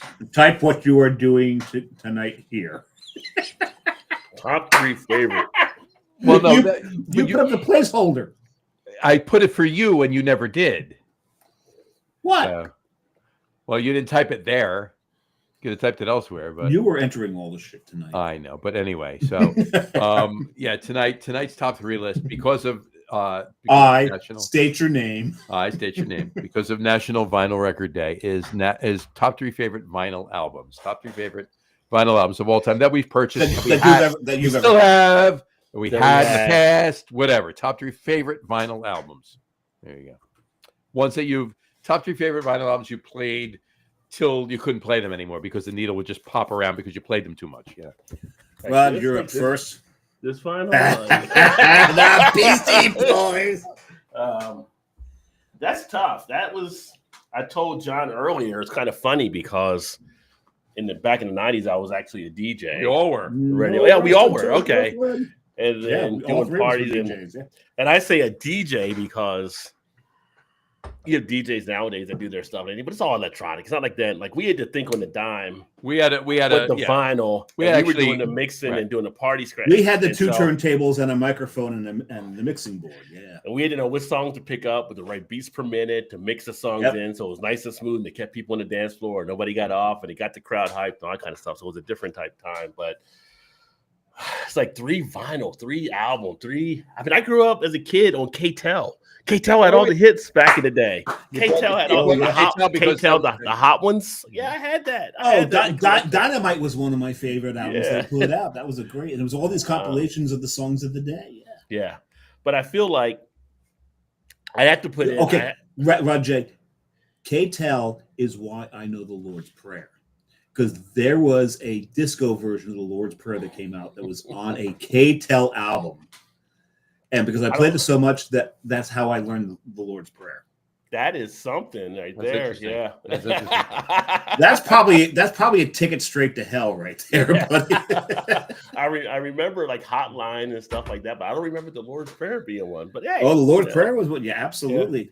That and remember the disco version of the Cantina song from Star Wars. Yeah. So I actually had a Star Wars record back in the day that had that on it. It was all the Star Wars. It was like the Star Wars club type hits.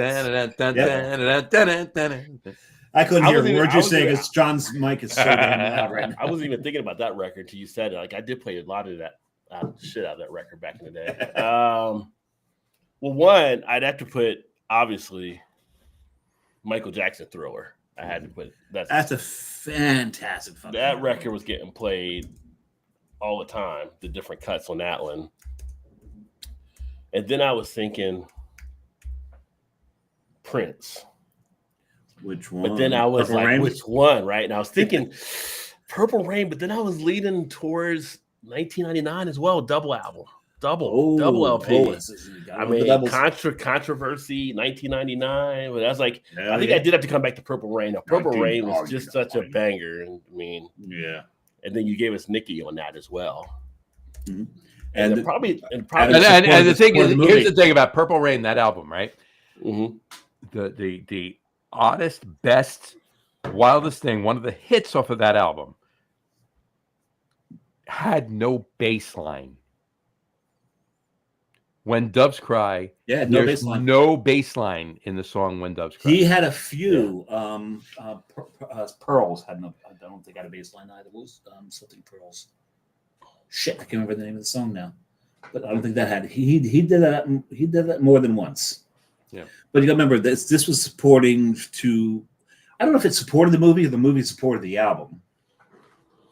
But I got one word for both you guys. Apollonia. Oh, yeah. Apollonia. Well, Vanity too. I mean, Yeah, Prince but had Elgon, and then later Sheila and then Sheena Easton, and like, Prince, what are you doing over there, man? Maybe Prince is getting all these women always wearing high heels and all this stuff walking around. Oh, yeah. Sometimes he looks better than his women. Yeah.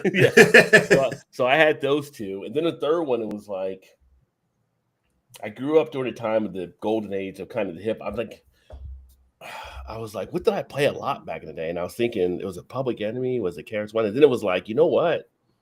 Actually, it was Queen, the game. Nice. Queen, the game was one that I got on. I still have it on vinyl here. That I played the shit out of that when it. Another one, like Don't Try Suicide, was one of my favorite songs on it. Oh, Crazy Little Thing Called Love. Another one, Bites the Dust, was obviously the big hit, but just a great put together album. I mean, it absolutely was. There was so much range in that, and they let all four of them kind of went off on that one. Yeah, because you had not Dragon Slayer, Dragon Killer, Dragon Attack. Yeah. Boom. That had enough bass to make up for Prince not using bass. Yeah, that album did. My first ever LP was News of the World by Queen. Oh wow, okay. That was my first ever album. It doesn't make my list though. Well, when I went back to Jersey last time, my mother I tried to get some records from her, and she's like, "No, you can't take that. No, you can't take that. No, you're not listening." She's like, "I just do them all the time," but she didn't release. She's like, "You take this one back," and it was like the first Led Zeppelin album that I brought back when I came back and everything. But then as a kid, as a young teen growing up, the Ohio Players, not for the music, just on the album, but the album covers, the Ohio Player. Yeah. I think I don't know what's going on here, but I'm feeling something looking at this album cover right now. That was, As a teen, you're tacking that to the wall. You're straight up pictures of Lily going on. Exactly. Right here. Damn. Yeah, I had to throw a Who reference in. But I did mention the Beastie Boys. That Beastie Boys album I played like tons back in that was like back in the day. Yeah. Yeah. Nice. Nice list. Cool. All right. Dave, yours. This was tough for me. I've got my honorable mentions are the same band, but two albums from the same band. And it's Jethro Tull. Oh. And Aqualung, not so much for Aqualung and Cross-Eyed Mary, which was on the first side. And okay, for me it was Aqualung, but for I was going to say, make sure to tell young folks Jethro Tull was a band, not just a person, because they go look them up. Ian Anderson was the band. Jethro Tull. So the thing about Jethro Tull is they didn't get asked back a lot. Mm-hmm. So they had to keep changing their names. And Ian Anderson would pick something out of the dictionary, and he found the name of someone who invented the seed drill, and that was the name that they had when they were discovered. So that became the name of the band. So you're right; it's not the person, but that's how they became across their name. But that album, to me, the second side of it's called "Dear God," and for millennials and Gen Z, second side. These albums, they had two sides to them. Mm-hmm. It wasn't just a whole bunch of MP files. You actually had to put it on. Oh, that's a great fucking album right there. This is another one I took from my mom when I was up there. Bad Company. But the second side of that album, Dear God, what people say, where did I get my religious beliefs? One was being a history major, and the other one was listening to the second side of that album. But also part of that honorable mention is this album by Jethro Tull, Broadsword and the Beast. Yeah. This was from '81, and what I loved about this, if I can get a close up on here, is you see there's these runes on there. These are these Germanic runes. That's cool. They're the same exact runes that Tolkien used for the Dwarvish runes in his books. And I'm such a damn Tolkien nerd that when this album came out, my brother and I were in the Village. I can't remember, St. John's record store. Yeah. And we're going through and I pull this album out. And I'm like, Bring me my broadsword and clear understanding. Bring me across the gold as a talisman. And my brother's like, what are you doing? I'm like, that's what this says, because you can read them. Like, yeah, I can read that. But so these are honorable mentions. So I'm going to go to my number 3. My number 3, and I just mentioned I'm a Tolkien nerd. My number 3 is this album. This is Bo Hansen. Bo Hansen was a Swedish keyboard player. And this is music inspired by The Lord of the Rings. This is all psychedelia and a half. He was not very, very well known, but he was just so trippy that Jimi Hendrix would jam with him. Wow. Quite a bit. And he's got a bunch. He also put another one inspired by Watership Down, but he had a bunch of other albums, Magic Hat, and a few others. But this is what got me into him. And I bought this not too far from where John lives right now, Peddler's Village in Wall, which is now completely defunct. Wow. There's nothing there, and hasn't been anything there for years. It's been dead for years, but they had a record store there, and this is where I got this. And it's funny. I saw it the first time, I saw it the second time, and my brother finally talked me into buying it the third time. So my 2 and 1, I actually don't have the albums on me. My number 2 is a little highbrow, and it is E. Powers Biggs, and he's doing Johann Sebastian Bach's Toccata and Fugues, but he's doing it on the Freiburg Cathedral's organ in quadraphonic sound. So if you had a quadraphonic system and you played this album, you would hear it like you were sitting in the cathedral through the organs, through the 4 different outlets for the organ in the Freiburg Cathedral. And that organ in the Freiburg Cathedral is one of the organs that Johann Sebastian Bach helped install into the church. So it's impressive as hell. And when you listen to this, there's chills. When they go into the Toccata and Fugue in D minor,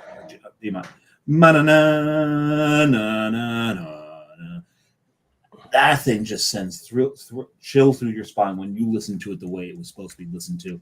Okay, the best way to do it would be actually have been in the cathedral while he's playing it, of course. Sure. To get that, but to hear it like this was something special, that album. But my number 1, and it's only because I think I bought it 4 times. It's a double album. It had a poster of the band. It actually had a mobile that you had to put together. And the reason I kept buying is because I would rip the poster or fuck up the mobile or something, so I had to buy it again. It was Electric Light Orchestra's Out of the Blue from 1976. ELO, yeah. ELO. And I bought it 3 times to replace the poster. The 4th time I bought it is because it was on blue vinyl, clear blue vinyl. That's fucking awesome. Yeah. And ELO and this album was the 2nd ever album I ever owned. There you go. Yeah. You mentioned it. Like, one of the records I got, it wasn't a full album, but Prince had released a Purple Rain edition. Purple vinyl? Where that's Purple Rain on one side on vinyl, and on the back side is the song God He Did. It was never released on the album. Oh, and really? The record is purple. I've got it here somewhere. That's great. I love it. It's fucking awesome. And the other thing I was going to say, you had that one up there earlier. The kids of today never know the fun of going into a record store after school or on the weekend. Just the artwork that was put into some of the album type. Oh my God, stuff. yeah, absolutely. This the fun of going through and seeing. You're talking about this one here? Yeah, like we held that one up there, and some of the cool stuff we would see. I mean, there was a pride to it. Yeah. And the thing is, if we just loved it, if the inside had this. Yes. Lyrics. This is the only way we knew it. We couldn't Google lyrics. Right. The album actually had to list the lyrics for us to know them, or we had to try to figure them out on our own. Right. That was the thing. What album is in your hand right now? It must be important. And speaking of, I was going to just share with the kids in the classroom, talking about the Ohio Player album. Oh, there we go. Back in the day, this is one of the more not even risky. One of the tamer ones. Yeah, one of the tamer ones they had back then. Yeah. Roller Coaster of Love is one there. Yeah. Mom, where's that Ohio Players record at? Because I gotta go to the bathroom, Mom. Yeah. In your bedroom, fire. You better believe it. So those are my top 3. So Nice. Johnny, what you doing? I'm actually down. I'm getting on my phone. I don't have. I know you're on your phone. I don't have any of these albums, and you know why. Some people. I know. I actually have the album. The 2 that I mentioned. I have them. They're just. Where are they, John? In a box in storage. They're in a box in storage. Yes. So all my stuff was in storage. Do we got the new house? I've got some of my stuff. I got some of my stuff out here. I mean, I can look right over there and see. Let It Be by the Beatles. That was one I actually thought about too. Was Let It Be by the Beatles. Yeah, that's such a fantastic album. Yeah. I've got so many albums here. I actually thought one album I was almost actually going to go off music and do Monty Python's Contractual Obligation album, which is it's a hilarious album. And another one that maybe possibly an honorable mention, Hotel California. Oh yeah. Oh, Eagles. Yeah. And I do have that sitting over there. I've got Zappa's Weasels, Rip My Flesh. There's so many, but they're over there. They're kind of out of reach unless I get up. So I'm right now. I'm just stalling for John. Oh, thank you. I'm done. I did it. Thank you. Okay. All right. So my top 3 are I have. Wait a second. I got a premonition. Wait a second. There's a premonition. At least one of them will be Rush. I have. Okay. 3, go ahead. All right. I have 3 honorable mentions. Okay. 3 honorable mentions. 3 honorable mentions. Now, here's the thing. My musical tastes are very eclectic. Yes, prog rock's probably at the top of everything for me, but I like just regular rock, classic rock, jazz, even R&B. All right. So that being said, I'll give you 3 honorable mentions, and I'll give you my 3, 2, 1. All right. So my first honorable mention is going to be an R&B album. It's "I Am" from Earth, Wind, and Fire. Oh God. Oh, okay. And that is the album cover right there. And that is a beautiful album cover. All right. They always have beautiful album covers. Absolutely. In the Stone, Can't Let Go, Boogie Wonderland, obviously. Boogie Wonderland, yeah. And might be my favorite Earth, Wind, and Fire. After the Love Is Gone is probably the biggest hit off of that album. But but Boogie Wonderland might be my favorite Earth, Wind, and Fire song. Yeah. So that's one honorable mention. The next honorable mention, Al Jarreau, his 1982 album Jarreau. Wow. Okay. Morning, Mr. Radio, morning, little There tree. There you go, man. That's that number. That's my next honorable mention. And number 3. No, I hate to do this to you. It took too long, but I need to pee. All right, I'll wait till you get back. I didn't do any of the honorable mentions though. I guess I did mention a couple. I mentioned. Well, you did. You guys go off on some other things. I'll be right. Well, okay. Speaking of Vinyl Day, go ahead. I'm sorry. Go ahead, John. No. I'll wait till he gets back. You talk about it. No, speaking of albums, so we go into the 45s. Mm-hmm. What a Fool Believes. The Doobie Oh my God, you got a What a Fool Believes 45. I got a 45. Oh wow. Chic, Le Freak. The Freak. Freak Out. Freak Out. That was a big hit at the roller skating rink. Yeah. Oh yeah. Thank you, Nile Rodgers. Shalimar, Second Time Around. Second time around. Little Cher, Take Me Home, and My Song. Yeah. Oh yeah, great. Awesome. I used to love this one as a kid. Didn't really know the full meaning of it. But BT Express, do it till you're satisfied. I used to love that one as a kid. Go on and do it. Cheryl Lynn, Got to Be Real. Got to be real. Yeah, absolutely. Yeah. And this is Gary's Gang, Do It at the Disco. Yeah, these old 45 my mom still had from when I was a kid. And Cheryl Lynn, now this is a very polarizing song. Toto, one of Toto's songs was... Just saw them in concert, by the way. Yeah, it was Georgie Porgy. Oh, was it really? Yeah, and Georgie Porgy, the vamp at the end of it was Georgie Porgy pudding pie, kissed the girls and made them cry. It was Cheryl Lynn. Yeah. Cheryl Lynn did that. Oh, I didn't know that. Okay. Okay, so did you finish your honorable mentions? I did not. My third honorable mention is a Chicago album. Chicago Transit Authority or Chicago, well, Chicago Transit Authority was their name for the first album, and then after was the jazz fusion band, yeah. After Chicago won, Chicago. There's no album named Chicago One. Just Chicago. Okay, it's Chicago Transit Authority, and the name of the album is Chicago Transit Authority. Yes. Okay, but Chicago 16. All right. Now I'm a fan of Chicago. I've seen them a bunch, but Chicago 16. The reason I put them in here, there's a lot of great albums, and there's some songs on earlier albums that I like better than some songs on Chicago 16. However, as an album, there's a lot of R&B influence on Chicago 16. It's a really, really cool album. So that's my number 3 honorable mention. But my 3, 2, 1. Here we go. Okay. We jump back to rock for my 3, 2, 1. Here we go. So my number 3 album is Billy Joel, Glass Houses. Okay. You may be right.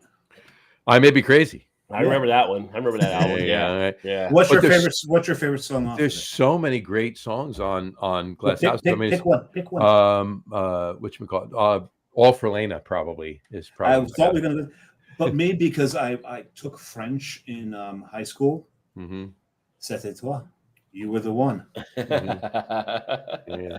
Because I understood every word of when he went into French on that one. There you go. Glass Houses probably. Like it was just, I had heard Billy Joel before that, but when Glass Houses came out, it was 11, 12, whatever. So I was just, Turnstiles was my favorite album of his. Yeah, I mean, but Yeah. no, there was. No! I'm sorry, The Stranger. The Stranger had Stiletto on it, had Vienna on it. Yeah. Yeah. And The Stranger, of course. Yeah, that's my number 3. My number 2 is this guy right here. Led Zeppelin 4. Zofo, as some people would like to call it. Led Zeppelin 4. Yes, it's the one with Stairway to Heaven on it. But it's got Black Dog. It's got Rock and Roll. It's got Misty Mountain Hop. It's got Going to California. And we're back to Tolkien again. When the Levee Breaks. Because Misty Mountain Hop this is one of those albums that I can put on and listen to the entire album. Misty Mountain Hop is a tribute to Tolkien. Mm-hmm. There you go. Right. Yeah. And also the Battle of Evermore. Battle of Evermore. Absolutely. Now my number 1. Now those of you the only question is which one. Right. So now those of you that know me know I'm a huge Rush fan. Okay.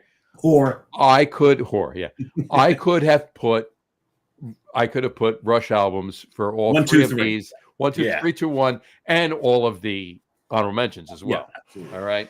But I tried to break it down into what I actually listen to the most. So I just wanted to be fair and go with one Rush album.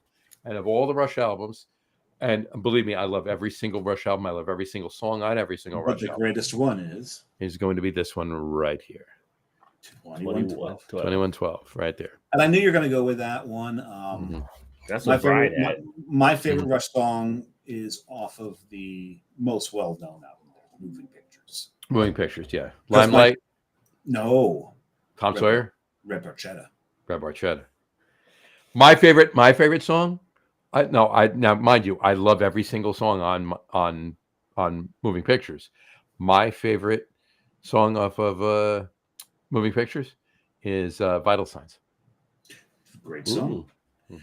So Rod's holding something off camera right now. Well, I was going to say I thought it was the first one, but it was the second one because he put up. There she is. I could see what you had there. Right there. Led Zeppelin 1 is the one with the Zeppelin. With the Zeppelin, I thought she had it. Maybe she hid it from me. I had that one there. That's actually from Lakewood, New Jersey. Yeah. That's actually. Do you know where they got their name from? You're going to go down. You're going to go down like a lead balloon. It actually came from the lead guitarist from the Who. Really? Pete Townsend. Yeah. Pete Townsend, when he heard that Robert Plant and Jimmy Page were going to do a kind of blues rock fusion band, he said that's going to go over like a lead balloon. Yeah. And so they heard him say that, Mhm. and they took that and they made it Led Did the Zeppelin. Zeppelin. That's pretty Yeah. cool. Yeah. Yeah. Well, because who was cooler than Townsend? Who's Well, cool? yeah. I Well, the saw. other, go ahead. No, you go first. No, I was gonna say the other thing for day 2 because I found this one sitting here. I don't have a jacket for it, but I talked about the Star Wars thing. Mhm. This There is it Star is. Wars. So this was the Star Wars record that came out. Pause for It was 1 second. actually- I got a bio break now, so there you go. All right. There you go. Music inspired by Star Wars and other galactic funk by Mecco. Oh, that's a beautiful thing. Yeah, so they had the Cantina and all different songs that were all on here that they were playing, like the little disco versions from Star Wars songs. Well, we're also talking about John actually left rather than just muting himself. Yeah. Yeah. But you were talking about the artwork on albums. Mhm. I wish I had a Molly Hatchet album. My hatches were pretty cool. Well, that was Frank. Yeah. That was Frank Frazetta. Yeah. Did some of theirs. Appetite for Destruction. That's Guns N' Roses. Oh God, I can't remember the name of the album. But another band that had some of the greatest freaking album covers was this band right here. Ah, okay. Right. So this is Fragile. I've got more of their stuff, Yeah. but this is the Yeah, one yeah, I have. that's some really good stuff. Yeah. So when you fold this out, you can really see some of the beautiful artwork that they had on their albums. It's just stunning. Yeah. I already showed a Jethro Tull. They had some great artwork, and even that Bo Hansen has some fantastic artwork on it. But there was Nice. album art. Album art was it was an art form. It was an art form, yeah. And actually, I feel kind of sad right now too because as I was going through stuff, I didn't realize I had this record. This is a record I got like What is years this? ago. This is because he's been repopularized by Dave Chappelle, Rick James, bitch. Oh, Rick James! This is Rick James. This is Reflections, and it has like Fire and Desire, You Turn Me On. You Turn Me On. It's a great Super song. Freak. Give It to Me, Baby, Mary Jane. And I'm like, Yeah. I did not realize I had that record. You and I busting out. And it's got like, I could try to clean it or whatever, but I'm like, oh, this is like a gem from back in the day. We know Rod J's playing this tomorrow. If I can get it to work. We're gonna catch up. While John's gone, we're gonna catch up with some comments. Brian Boak had put up his top 3. Rush 2112, which matches with John's. Supertramp's Crime of the Century, which is interesting because Breakfast in America, I really liked that, but Crime of the Century had some better songs on it, absolutely. And Head East Live. So we need some more comments on that one. But when you brought up Thriller, Brian brought up the fact that he played Thriller at his tech hi-fi To sell school. speakers. To sell speakers, absolutely. Doug Smith he says that. It reminds me of the Boogie Nights scene when Buck is trying to sell music in a country store. And he puts yeah. So Doug Smith put up his top 3 again. Rush 2112. So that seems a common theme here and then Boston's their first album. There's some great album art right there. Frampton Comes Alive. Yeah. Now Frampton Comes Alive. Wow. Yeah. When you talk about live albums, it's funny because you have a lot of the live albums are, they're live versions of the songs that everybody knows. Frampton Comes Alive is a live album, and those are the songs that people know from Frampton. It's off that album, not off his studio stuff, and that's a rarity in the music world right there. Yeah. So that's funny note about Pete Frampton. So Fretboard Brewing here in Cincinnati, he's friends with the owners, I think, there. Oh, really? So, because he's from this area, I guess. But they literally, at one of the beer fests, they made a keg and ran the tap through one of Peter Frampton's guitars. It was the coolest shit that was there. Yeah, it was the coolest That's shit I've amazing. ever seen. Yeah. So Doug Smith adds, my son just came back from Chicago. He came back from Chicago, and yes, he brought me a bottle of more. Would you piss off your son? You piss off your son or something, Doug? We love it here. You had to start questioning the parenting skills. We love it. And then Brian Polk actually put up his favorite 45s, Commander Cody and the Lost Planet Airmen, and oh my God, Hot Rod Lincoln. Yeah. So we know that Brian Boak's his 45 collection is mostly stuff that would be on the Dr. Demento show. Yeah, and you also you missed all. You also, when you went to How to Bio Break before, you missed all of Rod's 45s. Oh yeah, I had the 45s. Oh, I've got a bunch sitting over there. I'm not going to get into them because it's getting late. You don't want me to go through. Yeah. Here's another one: Stevie Wonder's original Musicarium #1. Oh Jesus Christ, that is classic. Yeah, man, that's some beautiful stuff. I don't really. How many records I have around because I got another stack of stuff over there too. It's like I need to go sort them out. If I pull my boxes out of storage, we'd be here all fucking night. I met Stevie Wonder once in Sam Ash in Paramus, New Jersey, music store. Is he looking good? You're looking good. And must stop. And he just coming. Before he's got that sense. He's got that sense of humor. Anyway, so when I first walked in, my buddy, Rich was standing there. I was like, "What's up, Rich?" He says, "Stevie's here." So anyway, before I met him though, we're standing there watching him. He's just jamming on the keyboard. He's fantastic. Everybody that was in the store that day just stopped and listened to Stevie jam. How right? Can you not? And this little kid was in there with his father, and he had a piece of paper and a pen, and he wanted his autograph. So he walked up and didn't say anything to him. He just stood there and was holding it out as if Stevie was going to notice him and sign it. Oh. So finally, somebody walked over and grabbed him and made him sign it or whatever. But I felt so bad for the kid. But it was pretty cool. But anyway, go ahead. Yeah, he's a treasure. Yeah, I just got to wonder how he signed it. Like his signature always different. Does he have like down to a pattern? I would imagine he probably had it down. I didn't look at what the kid signed. I didn't. Yeah. But anyway, so yeah. We could talk about that. We could do a whole other show or two on music. Yeah, thank God it was just vinyl and not cassettes and CDs and everything else, right? Yeah. Not good with National Music Day. We'd be here forever. Real quick question for you guys. What was the first piece of vinyl you had when CDs came out that you decided to get your first CD and transfer to CD? Oh shit! It's like the first CD purchase. Yep, that you had owned on vinyl and you had to get on CD to see what the hell CDs were about.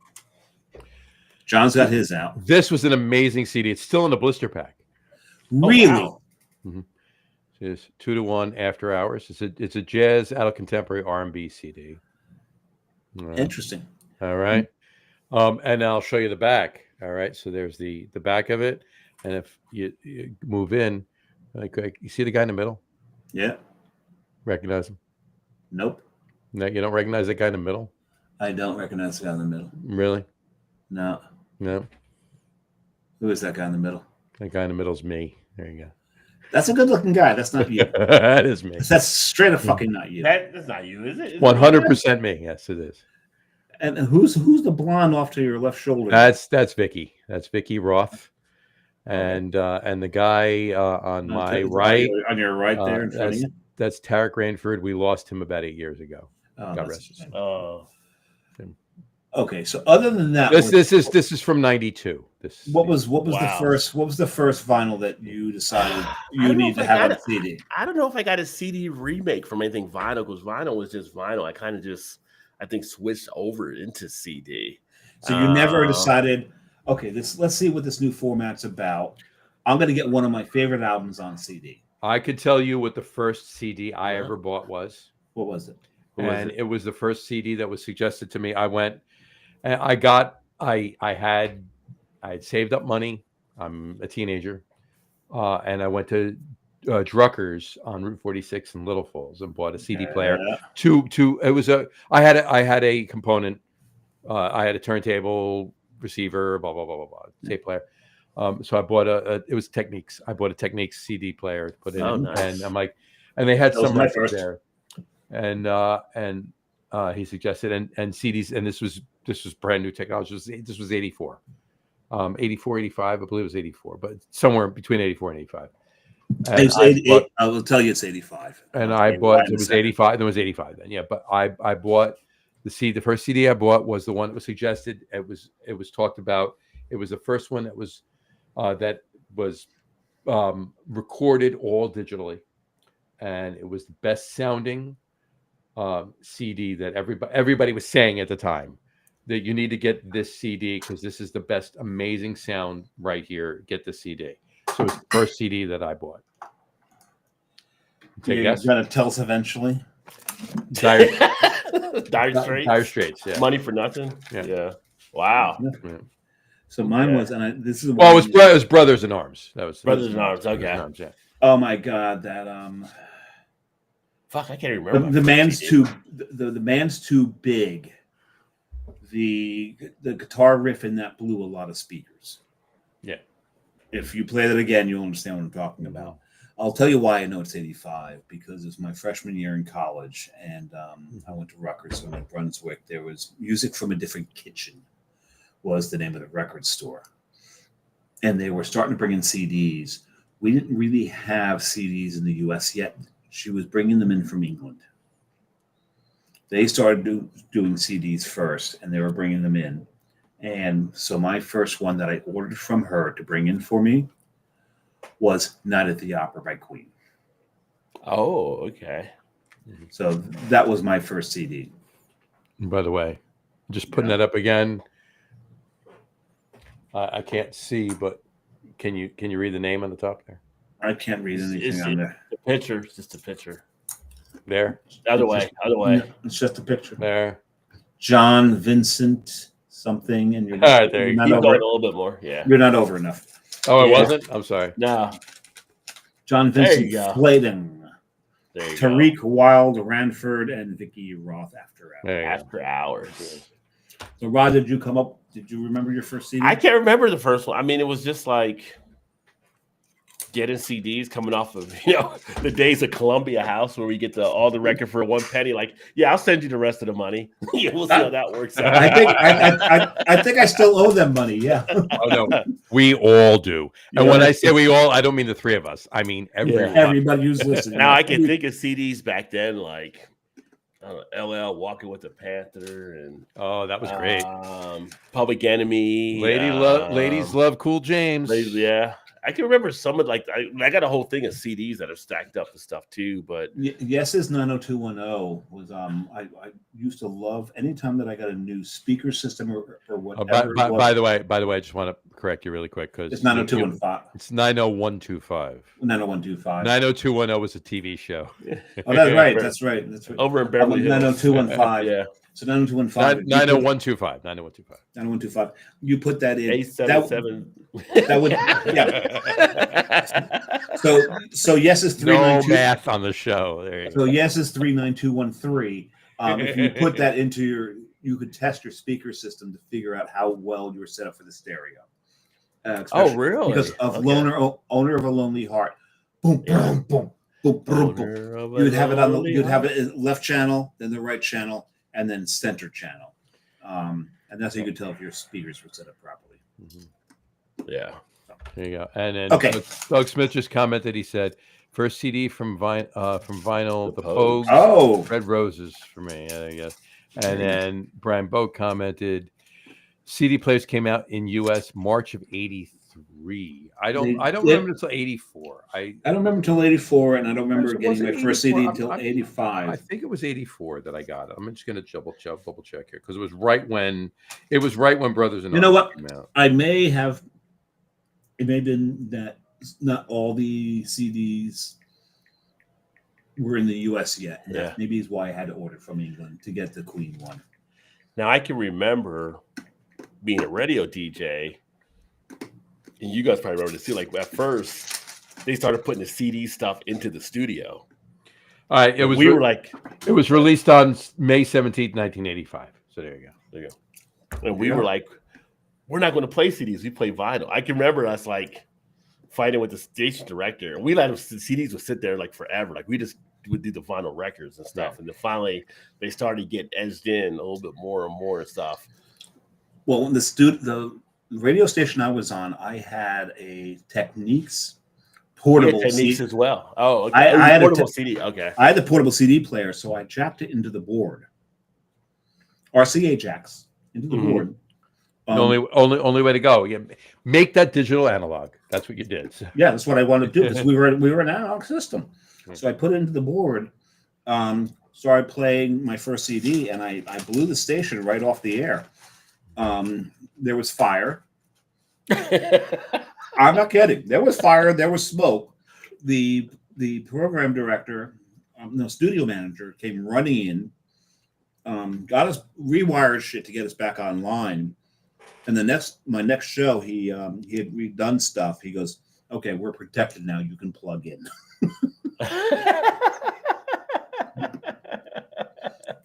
And this was in '86, as a matter of fact. Wow.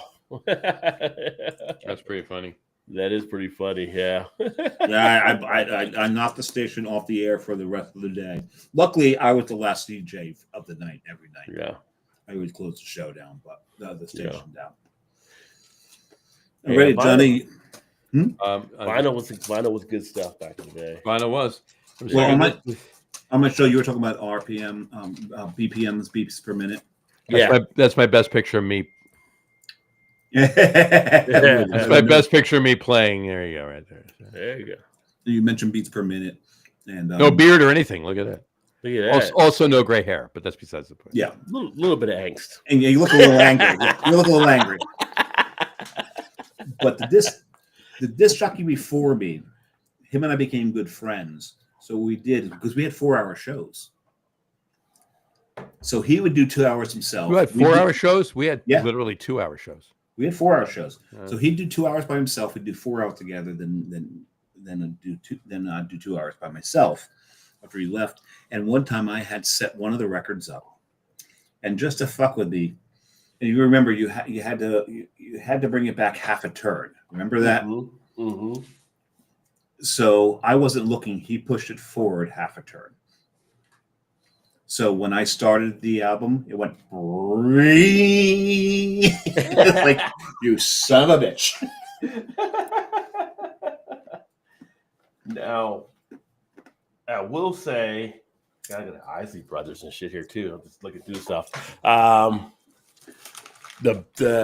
can remember the most vivid vinyl moment when I was a radio DJ, as far as coming in one day and my music director was like, "You got to hear this album," and I'm like, "What album is it?" He's like, "You got to just listen to it." Like it was the Cypress Hill debut album. Oh Jesus! And it just like fell in love with that. That was an album that was from top to bottom, just solid bangers all the way through. When I worked in a studio for years, we used samples of those drums on that first Cypress Hill album. Mm-hmm. What's interesting, we've had 2 mentions on the show today. Carrie was out. She works for a nonprofit for these schools for underprivileged children, and she was just out helping set up one of the schools for the upcoming year. She was out in Cypress Hill, right by the cemetery. Mm-hmm. And someone else we mentioned just earlier, just probably 100 yards north of her was Jackie Robinson's grave. Oh, wow. Yeah. So who was mentioned earlier on the show as well. Yeah. So it's pretty interesting that both these things have been mentioned on the show today. And it wasn't me. Yeah. So anyway, I mentioned, and this is my fault because I kept it going, but it's getting late. We need to. Some of us need to get up in the morning. Yeah, you guys are chatty Cathy's on here, I tell you. Some of us need to get up before others of us. Yeah, especially the one person who's waiting to get into the bedroom right now, whose birthday is tomorrow. Well, there's that one. Yes, she's going to kill me. Her birthday. Well, her birthday. I can't even say her her birthday is tomorrow. Her birthday's actually in an hour, 40 minutes. Yeah. So, but on that note, if you will, why am I frozen? Oh, there we go. You were briefly, yeah. Oh, where's my purple highlighter? How can I? Doug Smith. There it is. You need one of those Dave Chappelle wrap it up machines like he had on the skit that time. Start playing the music. God, I friggin' miss Chappelle. I miss him. Like, wrap it up, B. And the music starts playing. Exactly. One of my favorite things was him and Wayne Brady doing Training Day. Yeah. I'm Wayne Brady, bitch. Yeah. All right, Rod, stick around. We'll talk to you for a couple seconds after we're on. But on that note, we will wrap up the show for today. We want to thank everybody for watching, and for those of you just listening to the audio podcast, thank you for listening. Don't forget to visit our website, www.loggerroom.com. That's LEGERROOM.com. And please remember, like us and follow us on all of our social media, Facebook, Twitter, Instagram, and of course, our YouTube channel. All of them are at The Logger Room. Remember, we go live with the video podcast on Facebook, YouTube, X, and Twitch every Tuesday night around 6:30 p.m. Eastern Time, except for tonight. We had some extenuating circumstances. So we started a little later, but no worries. It's kind of normal for us, yeah. It's kind of normal for us at that point. Anyway, and for those of you who just want to listen to the audio podcast, you can do so on our audio host, Spreaker, as well as iHeartRadio, Apple Podcasts, Spotify, Odyssey, Audible, Pandora, Amazon Music Podcast, iTunes Music, YouTube Music, TuneIn, Podcast Addict, CastBox, Deezer, Podchaser, Listen Notes, pretty much anywhere you can find an audio podcast, you will find the Logger Room Guys Craft Beer Podcast. And if you haven't done so already, please subscribe to one or more of those feeds, and you will never miss a show. Again, thanks for following along with us. Have a great rest of your week. Have a wonderful weekend. Rod, once again, thank you so much for coming on. It's a blast every time you do. We will talk to you soon. We'll talk to you after we sign off. But on that note, we'll talk to you next week, folks. Got a good show for you next week as well. We'll talk to you then. Take care. Cheers. Cheers. 7.5. I thought it was a little better than that. You sounded out of breath at some point. I thought it was a little bit. Well, it's also 20 after 10, so. Yeah, you got to give me points for that. You've had beers. I'm not giving you fucking points for that. Of course not. Man up, you. Just wait till I give you your rating from last week. That's all. Ciao, folks. We'll see you next week. I'm expecting like a 5-7. Cheers.